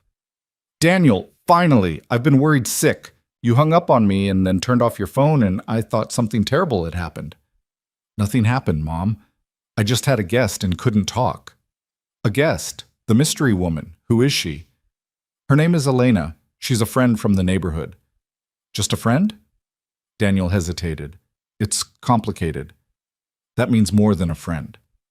Daniel, I'm happy for you. Truly I am. But you need to be careful. Mia needs stability. And if you're going to introduce her to someone you're dating, you need to make sure this person is serious about... Mom, I appreciate your concern, but I'm handling this. Are you? Because 3 years ago you barely handled anything, and I had to practically move in to make sure Mia was taken care of. That was 3 years ago. Things are different now. Are they? Because you still won't talk to me about your life, you still keep everything to yourself, you still act like you have to do everything alone. I'm not alone. I have Mia. And now maybe I have Elena too, and I know you're worried, but I need you to trust that I'm making good decisions. A long pause. Then quieter. I just don't want to see you hurt again. Or Mia hurt. You've both been through so much. I know, Mom, but I can't live my life afraid of being hurt. That's not living at all. When did you get so wise? I have a very smart 3-year-old teaching me things. His mother laughed, and the tension broke. They talked for a few more minutes about family things, normal things, and when they hung up, Daniel felt lighter somehow. He was doing this. Actually doing this. Opening himself up to possibility again, to risk, to all the messy, complicated feelings he'd locked away 3 years ago. Tuesday, he thought. Tuesday he'd sit across from Elena in a restaurant and they'd try to have a normal date like normal people. The thought terrified him. But Mia was right. Elena had stayed even when things got weird. She'd sat on his couch and eaten misshapen sandwiches and listened to toddler rambling about elephants. That had to mean something. It had to mean this was worth the risk. Tuesday arrived with the kind of cold rain that promised winter was done being polite about its arrival. Daniel had changed his shirt 3 times, canceled twice in his head, and was currently standing in his bedroom staring at his closet like it held the answers to questions he didn't know how to ask. You look nice, Daddy, Mia said from his doorway, where she was supposed to be brushing her teeth. I look nervous. That too, but also nice. Mrs. Patterson was coming at 6 to watch Mia. The reservation was for 7. Daniel had approximately 45 minutes to get his act together and remember how to be a person on a date instead of just a father in survival mode. The problem was, he couldn't remember the last time he'd been on an actual date. His relationship with Rebecca had started in college, evolved naturally from friendship to something more, never required the formal awkwardness of dinner reservations and first date jitters. They'd just sort of fallen into each other and stayed there. This was different. This was intentional. This required him to show up as himself, not as Mia's dad or the widower from down the street, but as Daniel, whoever that was anymore. His phone buzzed. Elena. I've changed outfits 4 times. This is ridiculous. We've already spent hours together. Why is this different? Daniel. Because Saturday was accidental. This is on purpose. Elena. On purpose is terrifying. Daniel. Completely terrifying. Elena. We could still cancel, pretend this never happened. Go back to being neighborhood acquaintances who smile politely at community meetings. Daniel. Is that what you want? A long pause. Long enough that Daniel's heart started doing uncomfortable things in his chest. Then, no. But I'm scared I'm going to mess this up. Daniel. Join the club. I've already mentally cataloged 17 ways this could go wrong. Elena. Only 17? I'm at 23 and counting. Daniel. Show off. Elena. See you at 7? Daniel. See you at 7. Mrs. Patterson arrived precisely at 6, bringing with her the scent of lavender and the kind of grandmotherly certainty that made everything seem manageable. She took one look at Daniel and laughed. Oh, honey, you're a wreck. That obvious? You're wearing 2 different socks. Daniel looked down. She was right. One navy, one black. Close enough that he'd missed it, different enough that it was definitely noticeable. He started for the stairs. Leave them. They're both dark. Nobody's going to notice, and if they do, it shows you're human. She shooed him toward the door. Go, have a nice dinner. Talk to the pretty lady. Remember what it's like to be something other than a father for a few hours. I don't know if I remember how. Then learn again. That's what tonight's for. Mia appeared, launching herself at Daniel's legs. Bye, Daddy. Be nice to Elena so she keeps coming back. That's the plan, Sweet Pea. And don't talk about boring stuff. What's boring stuff? You know, taxes and weather and stuff grown-ups talk about when they can't think of anything interesting. Daniel kissed the top of her head. I'll try to be interesting. You're already interesting. You just forget sometimes. He left before he could overthink it further, climbing into his car and pointing it toward downtown. The restaurant Elena had chosen was in a part of the city he rarely visited anymore, the kind of neighborhood with actual nightlife and people who dressed well and knew what to order at fancy Italian places. He parked 2 blocks away, overpaying for a garage spot because street parking in this area was mythical. The rain had slowed to a mist, just enough to make everything slick and reflective under the streetlights. Daniel checked his phone. 6:53. Early enough to seem eager, late enough not to seem desperate. The restaurant was called Marcello's, tucked between a bookstore and an art gallery, the kind of place you'd miss if you didn't know it was there. Warm light spilled from the windows, and through them Daniel could see white tablecloths and people who looked comfortable in spaces like this. He was definitely out of his element. Elena was waiting just inside the entrance, and Daniel's breath caught. She'd abandoned her thrift store uniform for something that was still understated but undeniably elegant. A simple black dress, her hair down and loose around her shoulders, minimal jewelry. She looked nervous and beautiful, and nothing like the woman who'd sat on his floor drawing terrible elephants with his daughter. "Hi," she said when she saw him. "Hi." They stood there for a moment, suddenly awkward with each other in a way they hadn't been at the park or his house. The formality of the setting changed things, made them strangers again. "You look," Daniel started. "Different?" Elena finished. "I know. I wasn't sure if I should. Dress up, I mean. But then I thought this is supposed to be a real date, and real dates probably require real clothes, not my usual disguise. You look beautiful." She ducked her head, color rising in her cheeks. "Thank you. You look nice too, even if your socks don't match." Daniel groaned. "Mrs. Patterson told me nobody would notice. I have excellent observation skills. It's adorable, if that helps." A host approached, all professional smiles. "Reservation?" "More," Daniel said. 7 o'clock. They were led to a corner table, tucked away from the main dining room, the kind of spot that was clearly meant for privacy. Someone had thought ahead. Probably Elena, given that she'd made the reservation and apparently understood things like strategic table placement.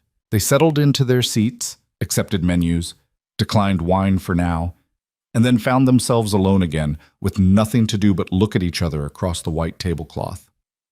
"So," Elena said. "So," Daniel echoed. "This is weird, right? It's not just me." "Completely weird. We've had lunch at my house, but somehow this feels more intimidating." "Because at your house, Mia was there as a buffer. Here it's just us. No toddler interruptions. No convenient excuses to avoid actual conversation." "We had actual conversation at the cafe." "That was before Saturday. Before I met your daughter and saw your house, and got 7,000 texts from my accountant reminding me that I'm supposed to be in New York next week for foundation meetings." Daniel set down his menu. "You're going to New York?" "I have to. It's part of the deal. I fund the foundation, but I also have to show up for the important meetings, approve distributions, shake hands with donors. I can hide from most of my old life, but not all of it." "How long will you be gone?" 4 days. Thursday through Sunday." She looked miserable about it. "I was going to tell you, I just didn't know how to work it into conversation. Hey, great Saturday at the park. By the way, I'm leaving town for 4 days to go pretend to be the person I used to be." "It's fine. You're allowed to have obligations." "Doesn't feel fine. It feels like I'm already messing this up. We're just starting whatever this is, and I'm already going to disappear for half a week." Daniel reached across the table, surprising himself, and touched her hand. "Elena, breathe. It's 4 days, not 4 years. I'm not going to forget about you. You might realize you're better off without the complication. Or I might miss you and be pathetically happy when you come back." She looked up at him, something vulnerable and hopeful in her expression. "Really?" "Really." Their waiter appeared, breaking the moment, taking their orders with the kind of efficiency that suggested he'd been trained to be invisible. Daniel ordered something with pasta that sounded good. Elena ordered the same. They were both too nervous to care about food. When they were alone again, Elena said, "I have a confession." "Should I be worried?" "I looked you up too. After you said you'd looked me up. Fair's fair. There's not much to find. I'm aggressively boring online. I found your wedding announcement from 8 years ago. You and Rebecca looked so young." Daniel's chest tightened. "We were 25, thought we had all the time in the world. I'm sorry, I shouldn't have brought it up. No, it's okay. She was part of my life, a huge part. Pretending she didn't exist doesn't make sense." Elena was quiet for a moment, then said, "Can I ask you something? And you can absolutely tell me if it's too personal." "Go ahead." "Do you still love her?" The question was gentle, but it still hit like a punch. Daniel took a moment, trying to find the honest answer. "I'll always love who she was, the life we had, the daughter we made together. But am I still in love with her?" He paused, thinking. "I don't know how to be in love with a memory. I love the real person, the woman who burned every meal she tried to cook, who sang off-key in the shower, who left her shoes in the middle of the floor for me to trip over. That person is gone. What I have now are memories, and you can't build a life with memories." "That's not what I expected you to say." "What did you expect?" "I don't know. Something about how you'll always be devoted to her, how no one could ever replace her. The kind of thing widowers are supposed to say." "She's irreplaceable, but that doesn't mean I'm supposed to stop living. She would have hated that. She would have told me to figure my shit out and find someone who makes me happy."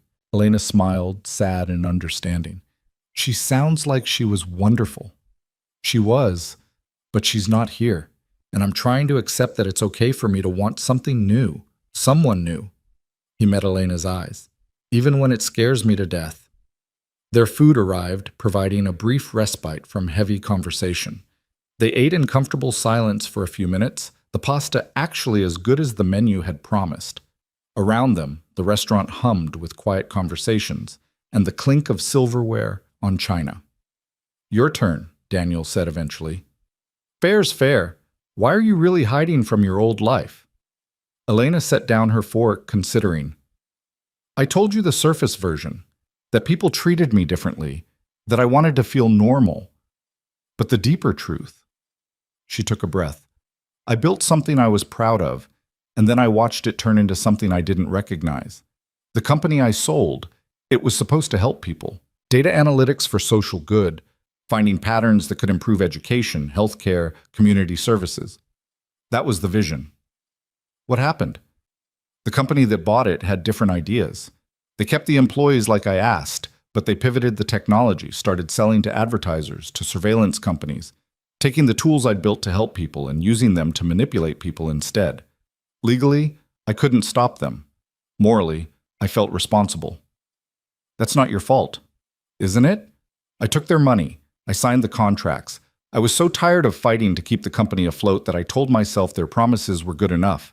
I should have fought harder, should have demanded better terms, should have... She stopped, shook her head. Should have done a lot of things. So you started the foundation. As penance, as an attempt to balance the scales. I took the money from selling something that's now being used in ways I never intended, and I'm trying to use it for actual good. Coding classes for kids who'd never have access otherwise. Scholarships for students from families like mine who can't afford college. Technology education in underserved communities. She laughed, but there was no humor in it. I'm trying to create the thing I thought I was creating the first time. Daniel reached for her hand again, and this time he didn't let go. You know that's not penance, right? That's called learning and growing and trying to do better. That's called being human. It doesn't feel like enough. It never does. But that doesn't make it meaningless. They finished their meal talking about smaller things, books they'd read, movies they'd seen, the weird quirks of their neighborhood. The conversation flowed easier now, the earlier awkwardness burned away by honesty. Over coffee and dessert that neither of them really wanted but ordered anyway to extend the evening, Elena asked about his job, his family, his plans for the future if he had any beyond getting Mia to kindergarten. Daniel found himself talking about things he hadn't thought about in years. The park ranger dream that hadn't died so much as been folded up and put away. His relationship with his mother, complicated and loving and occasionally suffocating. His sister who lived across the country and called once a month to check in and never quite knew what to say about Rebecca. His hope that Mia would grow up brave and kind and unafraid of the world, even though he spent most of his time being afraid of it on her behalf. "You're a good father," Elena said quietly. "I'm a terrified father who's making it up as I go. That's what good fathers do. The bad ones think they have all the answers." The restaurant was emptying around them. The waiter had stopped by twice with subtle hints about the check. It was nearly 10, and Daniel couldn't believe 3 hours had passed. "I should probably get home," he said reluctantly. "Make sure Mia didn't completely exhaust Mrs. Patterson. And I should get back before I turn into a pumpkin. Is that how it works?" "I don't know. I've never been on a real date that didn't end in disappointment before." Daniel paid the check, waving off Elena's attempts to split it, and they walked out into the cold night. The rain had stopped, leaving the streets wet and shining. They stood on the sidewalk, neither quite ready to leave. "I had a good time," Elena said, "despite the terror." "Same. We should do it again. Before or after I get back from New York?" "Both, if you want." "I want." She hesitated, then stepped closer.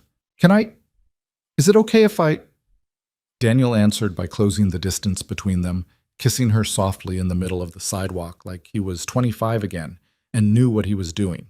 She kissed him back, gentle and uncertain and perfectly right. When they broke apart, Elena was smiling. "That was nice." "Yeah, it was." "I should go before I do something stupid like ask you to come back to my apartment." "That would be stupid? On a first date?" "Very stupid." "Probably right." Neither of them moved. "I'm going to miss you while you're in New York," Daniel said. "I'm going to miss you too. And Mia, tell her I said goodbye." "I will." One more kiss, briefer this time. And then Elena was walking away toward her car. Daniel watched her go, feeling like a teenager, feeling like an idiot, feeling more alive than he had in 3 years.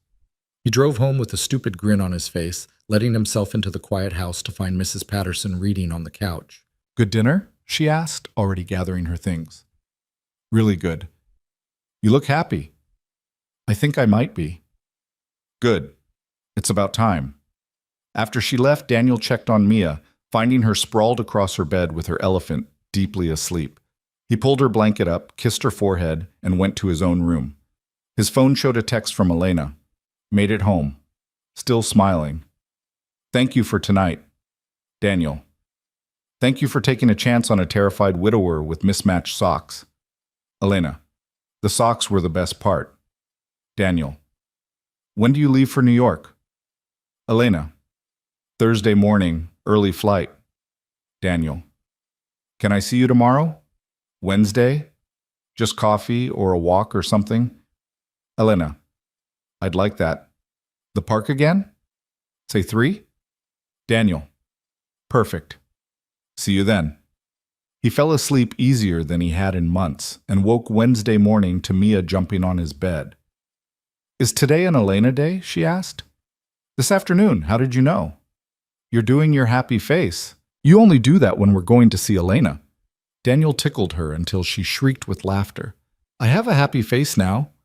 You do. It's nice. I like it. They got through the morning routine and Daniel worked from home while Mia played, counting down the hours until 3 with the anticipation of a kid on Christmas Eve. It was ridiculous. He was a grown man acting like a teenager with a crush. He didn't care. At 2:30, they walked to the park. Elena was already there, sitting on a bench with 2 coffee cups from the cafe down the street. I come bearing caffeine, she said, handing one to Daniel. Mia immediately claimed Elena's free hand and dragged her toward the playground. Come on, I want to show you how high I can swing now. They spent an hour at the park, easier than Saturday somehow. The first date awkwardness had burned off, leaving behind something that felt comfortable and real. Mia showed off her swinging skills while Daniel and Elena sat on a bench, shoulders touching, watching her play. I'm going to miss this, Elena said quietly. 4 days. You'll be back before you know it. What if it changes things? What if I go back to that world and realize this was just a nice fantasy? Then you come back and tell me that, and we deal with it honestly. What if you realize you're better off without the complication while I'm gone? Daniel turned to look at her properly. I've spent 3 years trying to eliminate complication from my life. You know what I learned? Life without complication is just existence. It's not actually living. That's very philosophical. I have a 3-year-old teaching me about life. I'm full of wisdom now. Elena laughed, and Mia ran over, demanding they push her on the swings. They obliged, taking turns, falling into an easy rhythm. This was dangerous, Daniel thought, this domesticity, this feeling of rightness, because rightness could be taken away. But Mia was right too. You had to do stuff even when you were scared. At 4:30, Elena said she had to go. Packing to do, things to organize. Mia hugged her tightly, making Elena promise to come back soon. I promise, sweetheart. 4 days. That's forever. It'll go faster than you think. Daniel walked Elena to her car while Mia ran ahead, chasing leaves. At her car, they stood facing each other, trying to figure out how to say goodbye for 4 days that felt longer than they should. Text me when you land? Daniel asked. I will, and I'll call if that's okay. I know you're busy with Mia, but call. Please call. I want to hear your voice. She kissed him, quick and sweet, and then she was gone. Daniel watched her drive away and tried to ignore the uneasy feeling in his stomach. 4 days. Just 4 days. But 4 days in her old world surrounded by people who knew her as someone else. 4 days remembering what she'd walked away from. 4 days that could change everything. He pushed the thoughts aside and focused on Mia, on dinner and bath time and bedtime stories, on the routine that had kept him grounded for 3 years. Thursday morning came too early. His phone buzzed at 6. Elena, texting from the airport. Elena, boarding soon, already want to come home. Daniel, you'll do great, knock 'em dead at the foundation meeting. Elena, I'm going to try to remember why I'm doing this. Daniel, because you're trying to make the world better. Because you care. Because you're brave enough to face things that scare you. Elena, when did you become such a cheerleader? Daniel, I have hidden depths. Call me tonight? Elena, I will. Miss you already. Daniel, miss you too. The 4 days crawled by. Elena called every night after Mia went to bed, telling him about the meetings and the donors and how exhausting it was to be Elena the billionaire philanthropist instead of just Elena. Daniel told her about Mia's adventures in kindergarten and the disaster at work when the entire server went down and how the house felt weirdly empty even though nothing had actually changed. Saturday morning, no park visit. Mia was devastated. When is Elena coming back? Tomorrow, sweet pea. That's forever away. It's one more day. I miss her. Me too. They had a quiet Saturday, just the two of them, and Daniel tried not to count the hours until Sunday. Tried not to worry that Elena would come back different, would realize that her real life was in boardrooms and foundation meetings, not playgrounds and mismatched socks. Sunday afternoon, his phone rang. I'm back, Elena said, and she sounded exhausted. I just got home. Can I see you? Both of you? Now? If that's okay. I know it's last minute, but I really need to see you. Something in her voice made Daniel's chest tighten. Of course. Come over, we're just home. She arrived 20 minutes later, still in her traveling clothes. Actual designer clothes this time, expensive looking, professional. She looked polished and put together and completely wrong. Mia launched herself at Elena anyway, not caring about the fancy clothes. You're back. I missed you so much. I missed you too, sweetheart. But Elena was looking at Daniel over Mia's head, and he could see something in her expression that made his heart sink. Mia, sweet pea, why don't you go play for a bit? I need to talk to Elena alone. But she just got back. I know, just for a few minutes, okay? Mia reluctantly agreed, sensing something serious. She went upstairs, leaving Daniel and Elena standing in the living room, the air heavy with things unsaid. What's wrong? Daniel asked. Elena sat on the couch, and he joined her, maintaining careful distance.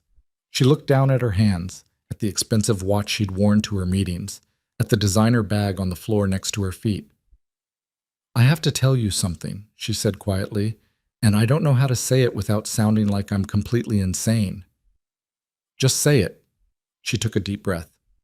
New York was exactly what I expected. Exhausting, performative, full of people who only see dollar signs when they look at me. I hated every minute of it. Okay. But while I was there sitting in these meetings, listening to people talk about distribution strategies and donor cultivation, I realized something. She finally looked at him. I realized I can't keep doing this, splitting myself in half, being Elena the billionaire 4 days a month and Elena the normal person the rest of the time. It's not sustainable, it's not honest, and it's not fair to you. Daniel felt his stomach drop. What are you saying? I'm saying I have a choice to make, and I don't know what the right answer is. What's the choice? I can keep running the foundation, which means trips to New York, galas, donor meetings, press obligations. It means being that person again, at least part of the time. Or, she paused. Or I can step back, hire someone else to run it, set up a trust to handle distributions, remove myself from the day-to-day, and just live the life I actually want to live. What do you want? This. Her voice broke slightly. I want this. I want Saturday mornings at the park and terrible coffee and chalk drawings with a 3-year-old who asks me about elephants. I want dinner with you and conversations about nothing important. I want to write my probably terrible book and volunteer at the library and not have to pretend to be anyone other than who I am. Then do that. It's not that simple, Daniel. The foundation does real good, pulls kids out of poverty through education, creates opportunities that wouldn't exist otherwise. If I step back, I'm abandoning that. You're not abandoning it. You're hiring someone who can do it better because they're not trying to hide from it. Elena shook her head. You don't understand. This is my attempt to balance the scales, to make up for what my company became. If I walk away from that, you're still funding it. You're still making it possible. You just don't have to destroy yourself doing it. I don't want you to think I'm using you as an excuse to quit. I don't think that. I don't want you to think I'm some kind of mess who can't make decisions about her own life. Elena. Daniel took her hands, made her look at him. I think you're someone who's been trying to be 2 different people for 4 years, and it's finally catching up to you. I think you're exhausted and scared and trying to figure out how to live a life that's actually yours. That doesn't make you a mess. That makes you human. What if I make the wrong choice? Then you make a different choice later. Nothing's permanent except death, and even that's debatable according to some religions. She laughed despite herself, and it sounded watery. When did you become so wise? I told you, 3-year-old life coach. Elena was quiet for a long moment, and then she said, I want to step back from the foundation. I want to hire someone brilliant to run it and trust them to do the job without me micromanaging. I want to stop being terrified that if people know about the money, that's all they'll see. I want to just be me, whoever that is. That sounds like a good plan. But I'm still scared. Of what? That you're only okay with this because you don't really understand what it means. That eventually the money will become a thing between us. That Mia will grow up confused about who I am and what I can provide. That we'll end up resenting each other because the power imbalance is too big to ignore. Daniel took a breath. This was the conversation they'd been avoiding, the real question underneath all the fear. I won't lie and say I don't think about it, he said carefully. The money, what it means, the difference between my life and the life you could have. But you know what I think about more? What? The way you sat on my kitchen floor drawing elephants, the way you push Mia on the swings like you're genuinely happy to be there, the way you called me after your meeting sounding exhausted and real instead of putting on a performance. That's who you are to me, not a dollar amount, not a philanthropist or a tech mogul, just Elena. Just Elena, she repeated. I don't know if I know how to be just Elena. Then we'll figure it out together, because I don't know how to be Daniel, who's dating someone either. I've been Daniel the widower, Daniel the single father, Daniel the guy who's scared of everything for so long that I forgot I could be anything else. We're quite a pair. We really are. Mia appeared at the top of the stairs. Are you done talking about boring grown-up stuff? Almost, sweet pea. Can Elena stay for dinner? Daniel looked at Elena. Can you? I'd like that, if you'll have me. In those fancy clothes, you'll be completely overdressed for frozen pizza. Good thing I keep spare clothes in my car. She did stay, changed into her usual thrift store jeans and emerged looking like herself again. They made dinner together, actual cooking this time, not frozen pizza. Mia helped enthusiastically, which mostly meant making a mess, but nobody cared. After dinner, after Mia went to bed, they sat on the couch in the quiet house. Elena had kicked off her shoes, curled up against Daniel's side, and they watched bad television without really paying attention. I'm going to do it, Elena said during a commercial break. Step back from the foundation. Find someone amazing to run it. Stop trying to be two people. Good. I'm terrified. I know. What if it's a mistake? Then we'll deal with it. Together. She turned to look up at him. Together. I like the sound of that. Me too. Even though I'm a disaster? Even though we're both disasters. She kissed him, and it felt like a promise, like a choice they were both making, consciously, terrifyingly, to try this thing that scared them both. Stay, Daniel said against her lips. Not tonight. Mia's here, and that's complicated.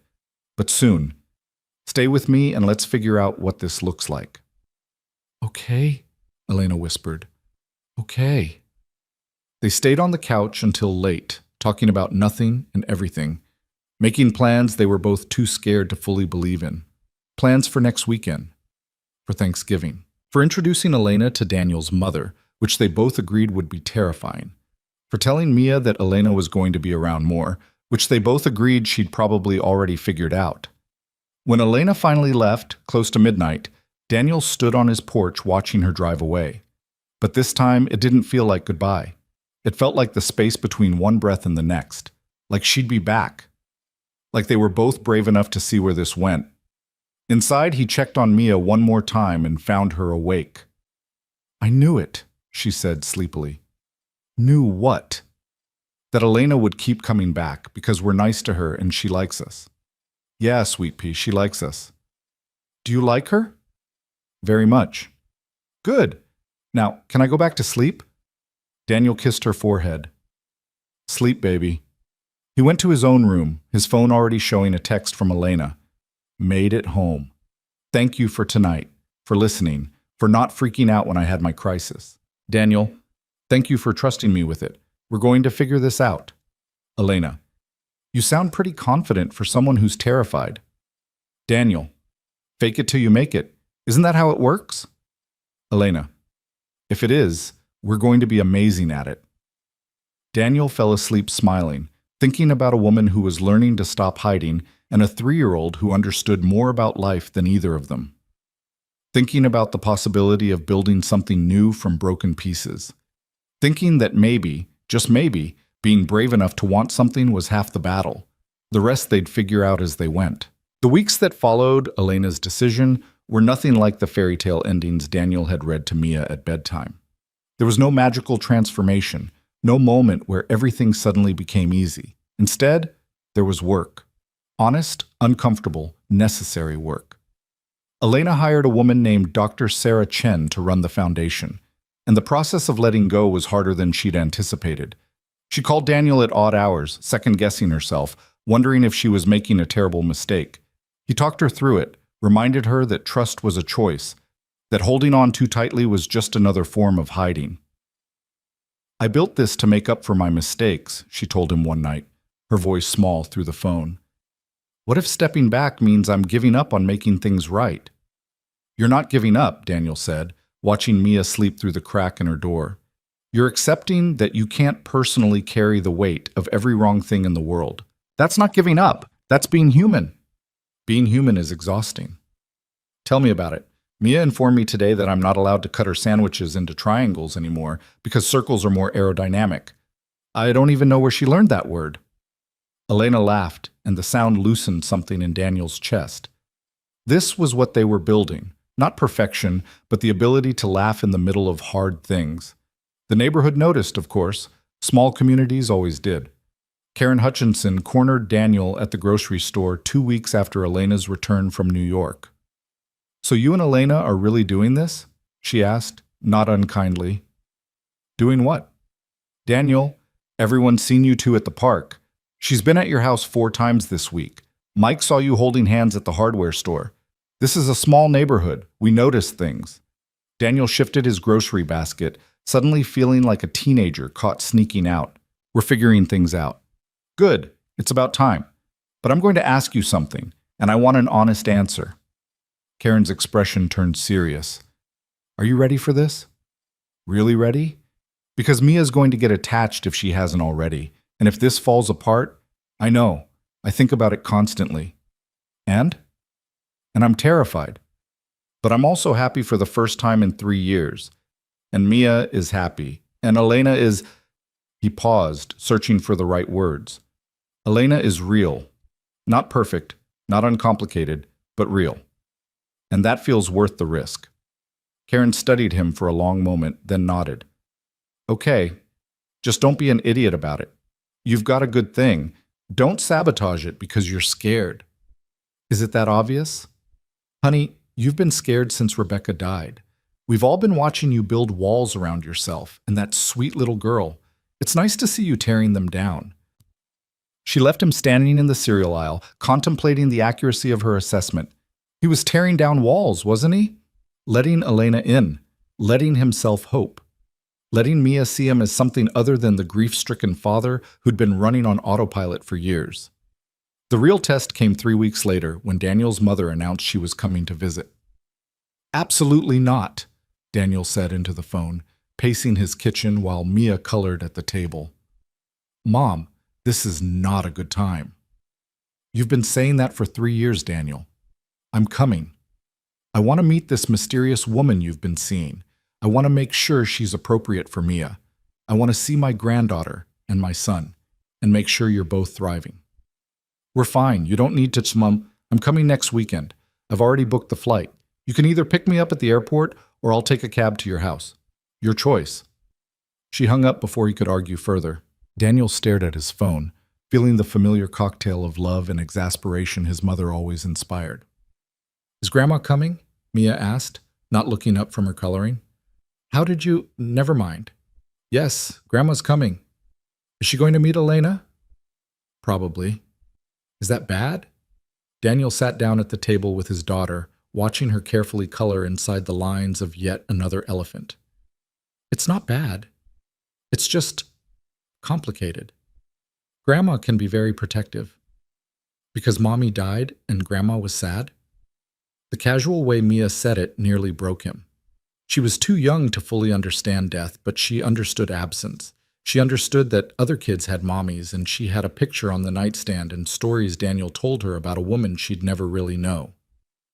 Yeah, sweet pea, because mommy died and grandma was sad, and she worries about us. But we're okay now, right? We have Elena. We are okay.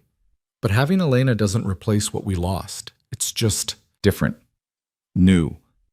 Mia seemed to consider this. I like new. New is good. New can be scary too. But you do it anyway, right? Because that's what being brave is? Daniel pulled his daughter into his lap, breathing in her shampoo-scented hair. When did you get so smart? I keep telling you, I was born this way. He called Elena that night after Mia was in bed, sprawled on his couch, in the dark. My mother is coming next weekend, he said without preamble. Okay. Should I be terrified? Moderately terrified, she's lovely but intense, and very protective. And she's going to have approximately 1 million questions about who you are and what your intentions are and whether you're going to break my heart. Are those questions you want answered too? The directness of it caught him off guard. What? Your mother's questions. Do you want to know my intentions, whether I'm going to break your heart? Daniel sat up, suddenly more awake. I know you're not trying to hurt me. That's not what I asked. He took a breath, trying to find the honest answer. I want to know if you're in this, really in this. Not just testing it out to see if normal life fits. Not just using me and Mia as some kind of antidote to your real life. Actually, in this. The silence on the other end stretched so long Daniel wondered if the call had dropped. Elena? I'm here. I'm just trying to figure out how to say this right. Another pause. I'm in this, Daniel. So far in that it scares me every single day. I wake up thinking about you and Mia. I make decisions based on whether they'll allow me to see you more or less. I've turned down 3 major investment opportunities because they'd require travel that would take me away from here. From you. I'm not testing anything out. I'm all in, and it's terrifying. Daniel felt something loosen in his chest, something he hadn't realized he'd been holding tight. Okay. Okay? That's all you're going to say? I'm all in too. Also terrified, but all in. So when your mother comes and asks me what my intentions are, you can tell her you intend to keep showing up. That's all I need to know. I can do that. They talked for another hour about nothing important, and when they finally hung up, Daniel realized he was smiling in the dark like an idiot. His mother arrived on a Friday evening, sweeping into his house with the energy of a small hurricane. She hugged Mia fiercely, commented on how much she'd grown, then turned her attention to Daniel with the kind of scrutiny only mothers could manage. You look different, she said. I look the same, Mom. No, there's something. You're standing straighter or smiling more or something. What's changed? Nothing's changed. I'm just living my life. With this Elena person. Her name is Elena, and yes, with Elena. His mother pursed her lips. I want to meet her, tonight. Invite her for dinner. Mom, that's not tonight, Daniel. I didn't fly across the country to wait around. Elena arrived at 6:30, carrying wine and looking like she was walking to her own execution. Daniel met her at the door, taking the wine bottle from her shaking hands. She's not going to eat you alive, he whispered. You don't know that. I do. She's tough but fair. Just be yourself. Myself is currently having a panic attack. Then be yourself having a panic attack. She'll appreciate the honesty. They walked into the kitchen together, where Daniel's mother was helping Mia set the table with the kind of precision that suggested they were preparing for royalty, rather than a casual dinner. Mom, this is Elena. Elena, my mother, Patricia Moore. Patricia turned, and Daniel watched 2 strong-willed women size each other up across his kitchen. Elena in her thrift store clothes and no makeup. Patricia in her traveling suit and pearls, every inch the concerned mother ready to protect her son. It's lovely to meet you, Mrs. Moore, Elena said, extending her hand. Patricia shook it, her grip firm. Please, call me Patricia. Mrs. Moore was my mother-in-law, and she was a nightmare. Elena laughed, surprised, and some of the tension broke. Dinner was exactly as awkward as Daniel had feared. Patricia asked questions with the subtlety of a courtroom interrogation. Where was Elena from? What did she do for work? What were her long-term plans? Did she have family in the area? Had she been married before? Did she want children? Elena answered each question honestly, carefully, and Daniel could see her struggling with how much truth to reveal. She told Patricia about the foundation, about stepping back from running it, about her writing. She didn't mention the money, the company she'd sold, the billions sitting in accounts she rarely thought about.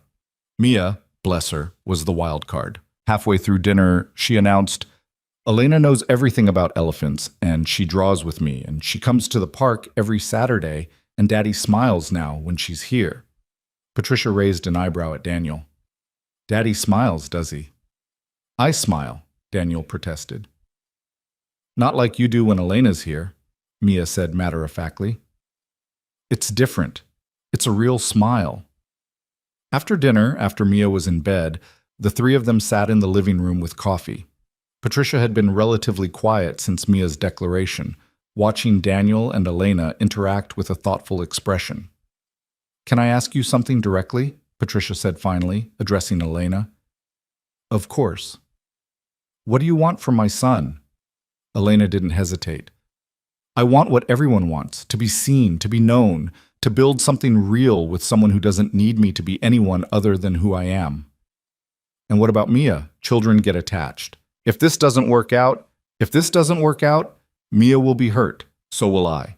So will Daniel. But protecting her from every possible hurt isn't the same as protecting her. Sometimes the risk is worth it. Patricia studied Elena for a long moment. "You're not what I expected." "What did you expect?" "Someone flashier, someone less grounded." Daniel tends to attract women who want to fix him, to save him, to turn him into some kind of project. You don't seem like that. "I don't want to fix him. I think he's doing a pretty remarkable job as he is." Daniel cleared his throat. "I'm sitting right here." "We know," both women said in unison, then laughed. The ice, such as it was, had been broken.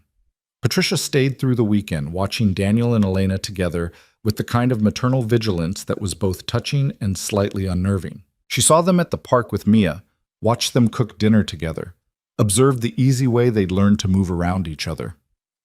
On Sunday, as Daniel drove his mother to the airport, she finally gave her verdict. "I like her." "Yeah?" "She's different from Rebecca. That's good. You don't need a replacement. You need something new." "I know. But Daniel?" Patricia turned in her seat to look at him properly. "Are you really ready for this? Because once you let her all the way in, once Mia loves her the way I can see she already does, there's no going back without casualties." "I know that too." "And you're still choosing this?" Daniel thought about it. About the fear that still woke him at 3 a.m, about the what-ifs that plagued him, about the very real possibility that this could all fall apart and leave him and Mia broken again.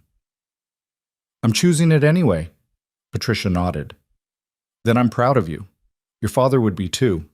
They said their goodbyes at the terminal, and Daniel drove home feeling like he'd passed some kind of test he hadn't known he was taking.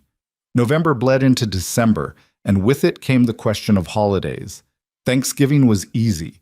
They spent it at Karen's house with half the neighborhood, and if people noticed that Daniel and Elena had arrived together and spent the entire day within touching distance of each other, nobody commented. Much. Christmas was harder. "I usually spend it with my sister in California," Daniel told Elena 2 weeks before the holiday. "Just me and Mia. It's been our tradition since Rebecca died." "Then you should go. I'll be fine here. Or you could come with us." Elena stopped walking. They were at the park, watching Mia play in the first snow of the season. "Come with you?" "My sister knows about you. She's been pestering me for details for weeks, and I think it would be nice having you there, if you want. Meeting your sister and her family. That's big."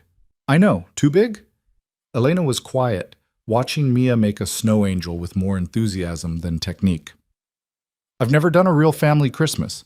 When I was a kid, we couldn't afford much. As an adult, I was always working. And then, when I had money, I didn't have anyone to spend it with. I usually volunteer at shelters or send gifts to my foundation kids and pretend that's enough." "That's not an answer to my question. I want to come. I'm just scared I'll be terrible at it." You'll be fine. My sister is loud and chaotic, and her kids are monsters. You'll fit right in. They went to California for Christmas, and it was exactly as chaotic as Daniel had promised.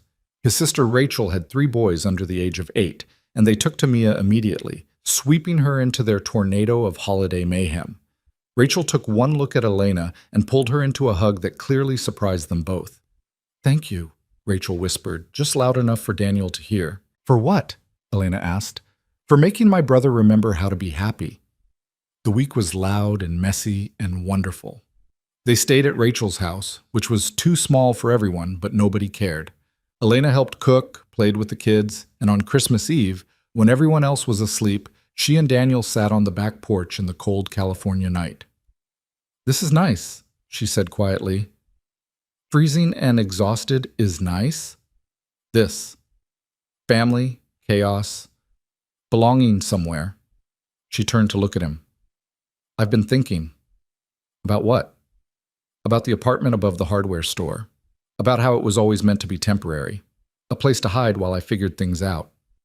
Daniel's heart started beating faster. "And have you? Figured things out?" "I think I have. I don't want to hide anymore. I don't want to keep pretending I'm someone I'm not. And I don't want to live in that apartment that's just a placeholder." "What do you want?" Elena took a breath. "I want to find a place that's actually mine, not a penthouse, not a hiding spot. Something real. Maybe in your neighborhood, if that's not too weird. Maybe somewhere Mia could walk to. Maybe somewhere with room for a home office and messy chalk drawings and Saturday morning pancakes." "That sounds like a lot more than just finding a new apartment." "It is. It's me saying I'm not going anywhere. It's me saying I want to build a life here. With you. With Mia. If you'll have me." Daniel pulled her close, kissing her in the cold night, while inside his family slept and dreamed. "We'll have you. Even though I'm a disaster?" "Especially because you're a disaster. You fit right in." When they got back home after Christmas, Elena started house hunting in earnest. She dragged Daniel and Mia to showings, asking their opinions, treating this decision like the major life commitment it was. In February, she found a small house 3 blocks from Daniel's. It needed work, but it had good bones and a yard perfect for a 3-year-old to play in. "What do you think?" she asked Mia during the tour. "It's close to our house." "That's the idea, so I can walk over for Saturday pancakes, if that's okay with your dad." Mia turned to Daniel. "Can she, Daddy?" Daniel looked at the house, at Elena trying so hard to do this right, at his daughter who'd already decided this woman was part of their lives. "Yeah, sweet pea, she can." Elena bought the house, and the neighborhood collectively lost its mind. Karen started a betting pool on when Daniel and Elena would officially move in together. Mike offered to help with renovations. The entire community seemed personally invested in this relationship working out. "It's like we're the neighborhood project," Elena said one Saturday in March while they painted her living room. "We kind of are.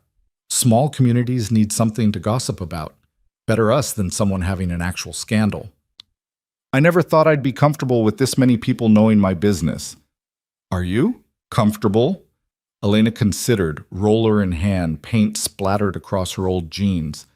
"Yeah, I think I am. It's weird how it's easier to be known by 100 people who see you as yourself than by millions who only see what you have." Mia, who was supposed to be painting a small section of wall and had instead gotten paint everywhere, including her hair, piped up, "That's because we like you for you, not for your stuff." "She's right," Daniel said. "We've got no idea what your stuff even is." "About that," Elena set down her roller, "there's something I should probably tell you, both of you." "Should I be worried?" Daniel asked. "No.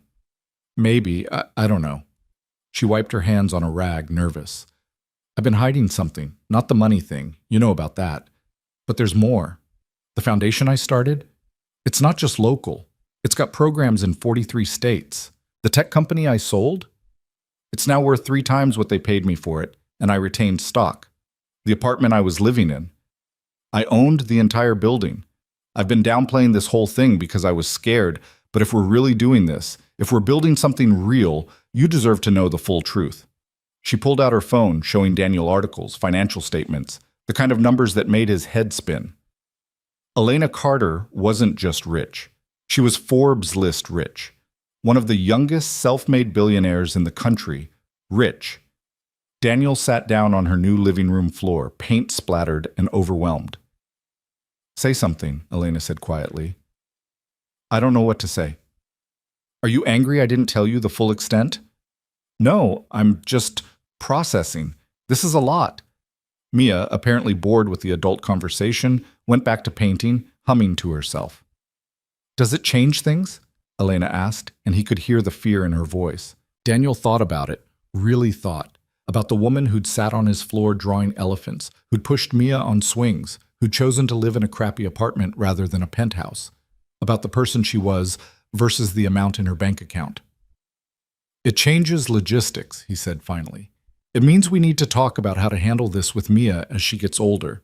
It means we need to figure out boundaries and privacy and how to keep her from growing up spoiled or entitled or treated differently because of who you are. It means conversations about prenups and trusts and all kinds of things I've never had to think about." "But does it change us?" "No, you're still the woman who knows everything about elephants and burns dinner and calls me at midnight because you're second-guessing yourself. The money's just numbers. You're what matters." Elena's eyes filled with tears. "I was so scared you'd look at me differently." "I do look at you differently now." Her face fell. "I look at you like you're incredibly brave," Daniel continued, "because you could have any life you wanted, and you chose this one. You chose Saturday mornings at the park and painting living rooms and building something real with a widowed single father and his 3-year-old daughter. That's not settling. That's knowing what actually matters."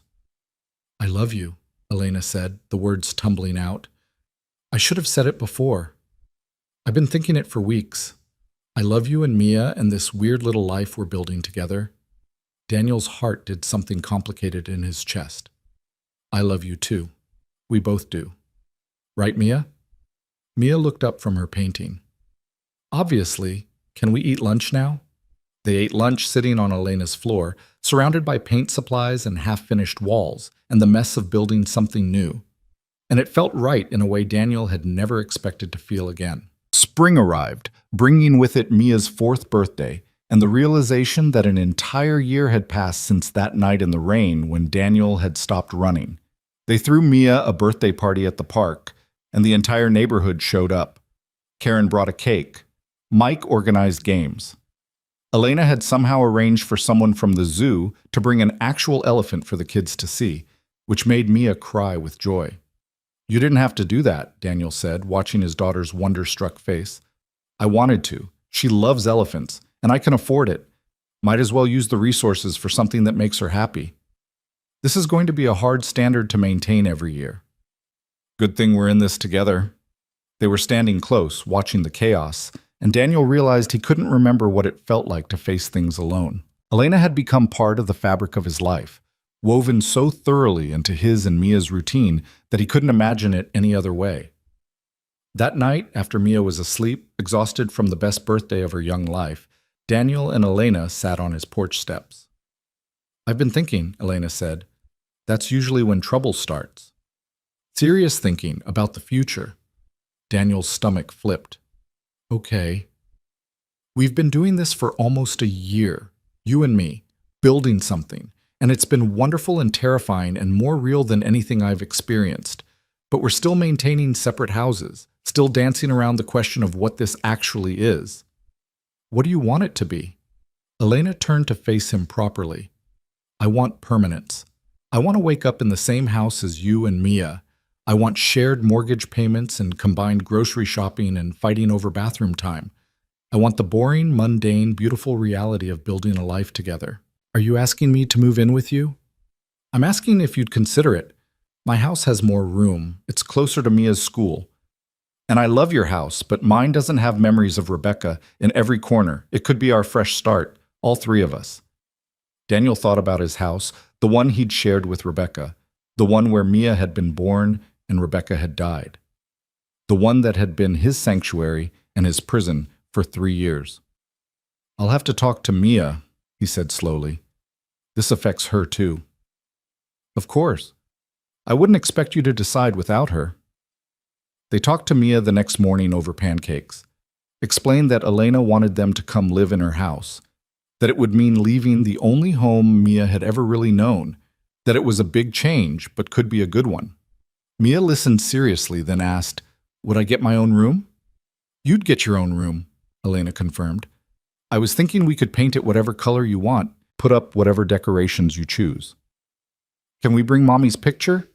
Daniel's throat tightened. "Of course, sweet pea. We'll bring all our important things." "And you'd be there every day? For breakfast and dinner and bedtime stories?" Elena nodded.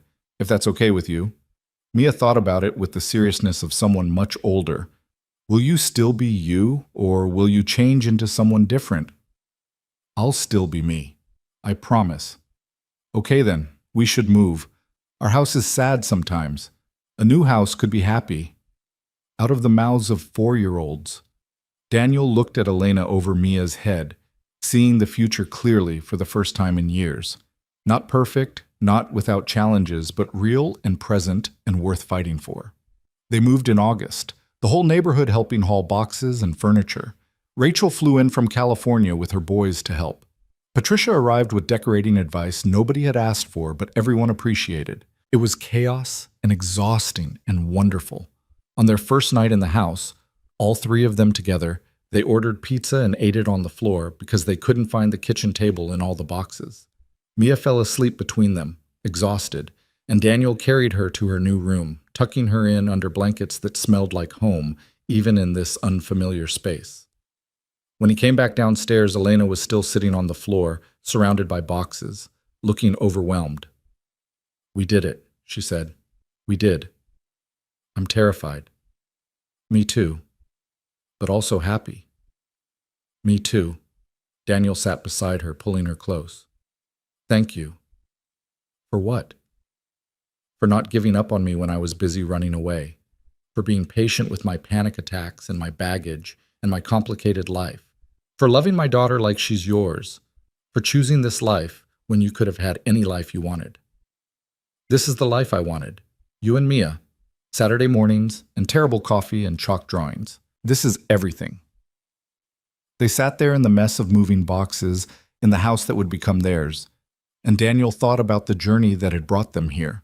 From avoidance to honesty, from fear to hope, from running to staying. It wasn't a fairy tale. There would still be hard days, still be moments when the money made things complicated. Still be times when Daniel's fear tried to convince him he was making a mistake.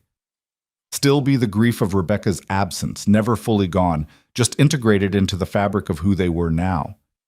But there would also be this. Saturday mornings at the park, Mia's laughter, Elena's terrible cooking, neighborhood barbecues where they belonged, the ordinary, extraordinary miracle of showing up for each other every day and choosing love even when it was terrifying.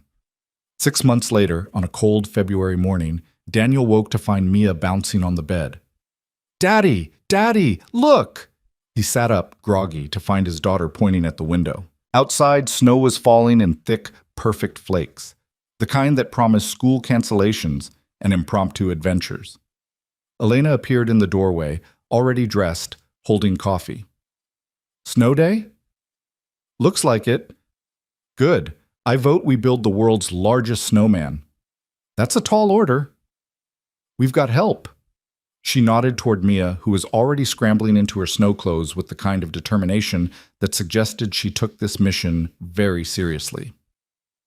They spent the morning in the yard, building not 1, but 3 snowmen of varying sizes, having snowball fights that left them all soaked and laughing, making snow angels until the yard looked like a battlefield of winter art. Neighbors stopped by to help or watch or take photos. Karen brought hot chocolate. Mike contributed a carrot nose so large it was comical. By afternoon, they were inside by the fire, Mia asleep on the couch wrapped in blankets, Daniel and Elena on the floor with their backs against the sofa. "This is nice," Elena said quietly. "Which part? The snow or the exhaustion?" "All of it. The chaos and the neighbors and the impromptu snow day. The fact that we're a family." Daniel reached for her hand. "We are, aren't we? A family. Is that okay? I don't want to presume—" "Elena." He turned to face her properly. "You're my partner. You're Mia's—" He paused, searching for the right word. You're her Elena, which is something different and special and entirely yours. Your family. Has been for a while. I want to make it official. Daniel's heart stuttered. Official how? Elena pulled a small box from her pocket, and Daniel's brain short-circuited. I know this isn't traditional. I know usually the guy asks. But I'm done waiting for traditional. I'm done being afraid to claim what I want. So I'm asking you, Daniel Moore, if you'll marry me. Build this weird, wonderful life with me officially. Let me be Mia's stepmother and your wife and the person who makes terrible coffee every morning for the rest of our lives. You're serious. Completely serious. I want the legal paperwork and the shared last name and the absolute commitment. I want everything. Daniel looked at the woman who'd been brave enough to strip away her fortune and find herself, who'd been patient with his fear and gentle with his daughter, who'd chosen this ordinary life over any alternative. Yes. Yes? Yes, I'll marry you. Absolutely yes. Elena kissed him with happy tears streaming down her face, and Mia stirred on the couch. Are you guys kissing again? She mumbled, not opening her eyes. We're engaged, Elena said. I asked your dad to marry me. Mia's eyes flew open. Does that mean you're going to be my mom? I'll be your stepmom. Your mom will always be your mom. But I'll be here, loving you, if that's okay. Mia thought about it for exactly 3 seconds. Can I be the flower girl? Absolutely. Then it's okay. They got married in May, in the same park where they'd spent countless Saturday mornings. The entire neighborhood attended. Rachel and her boys flew in. Patricia cried through the entire ceremony. Mia took her role as flower girl with profound seriousness, scattering petals like her life depended on it.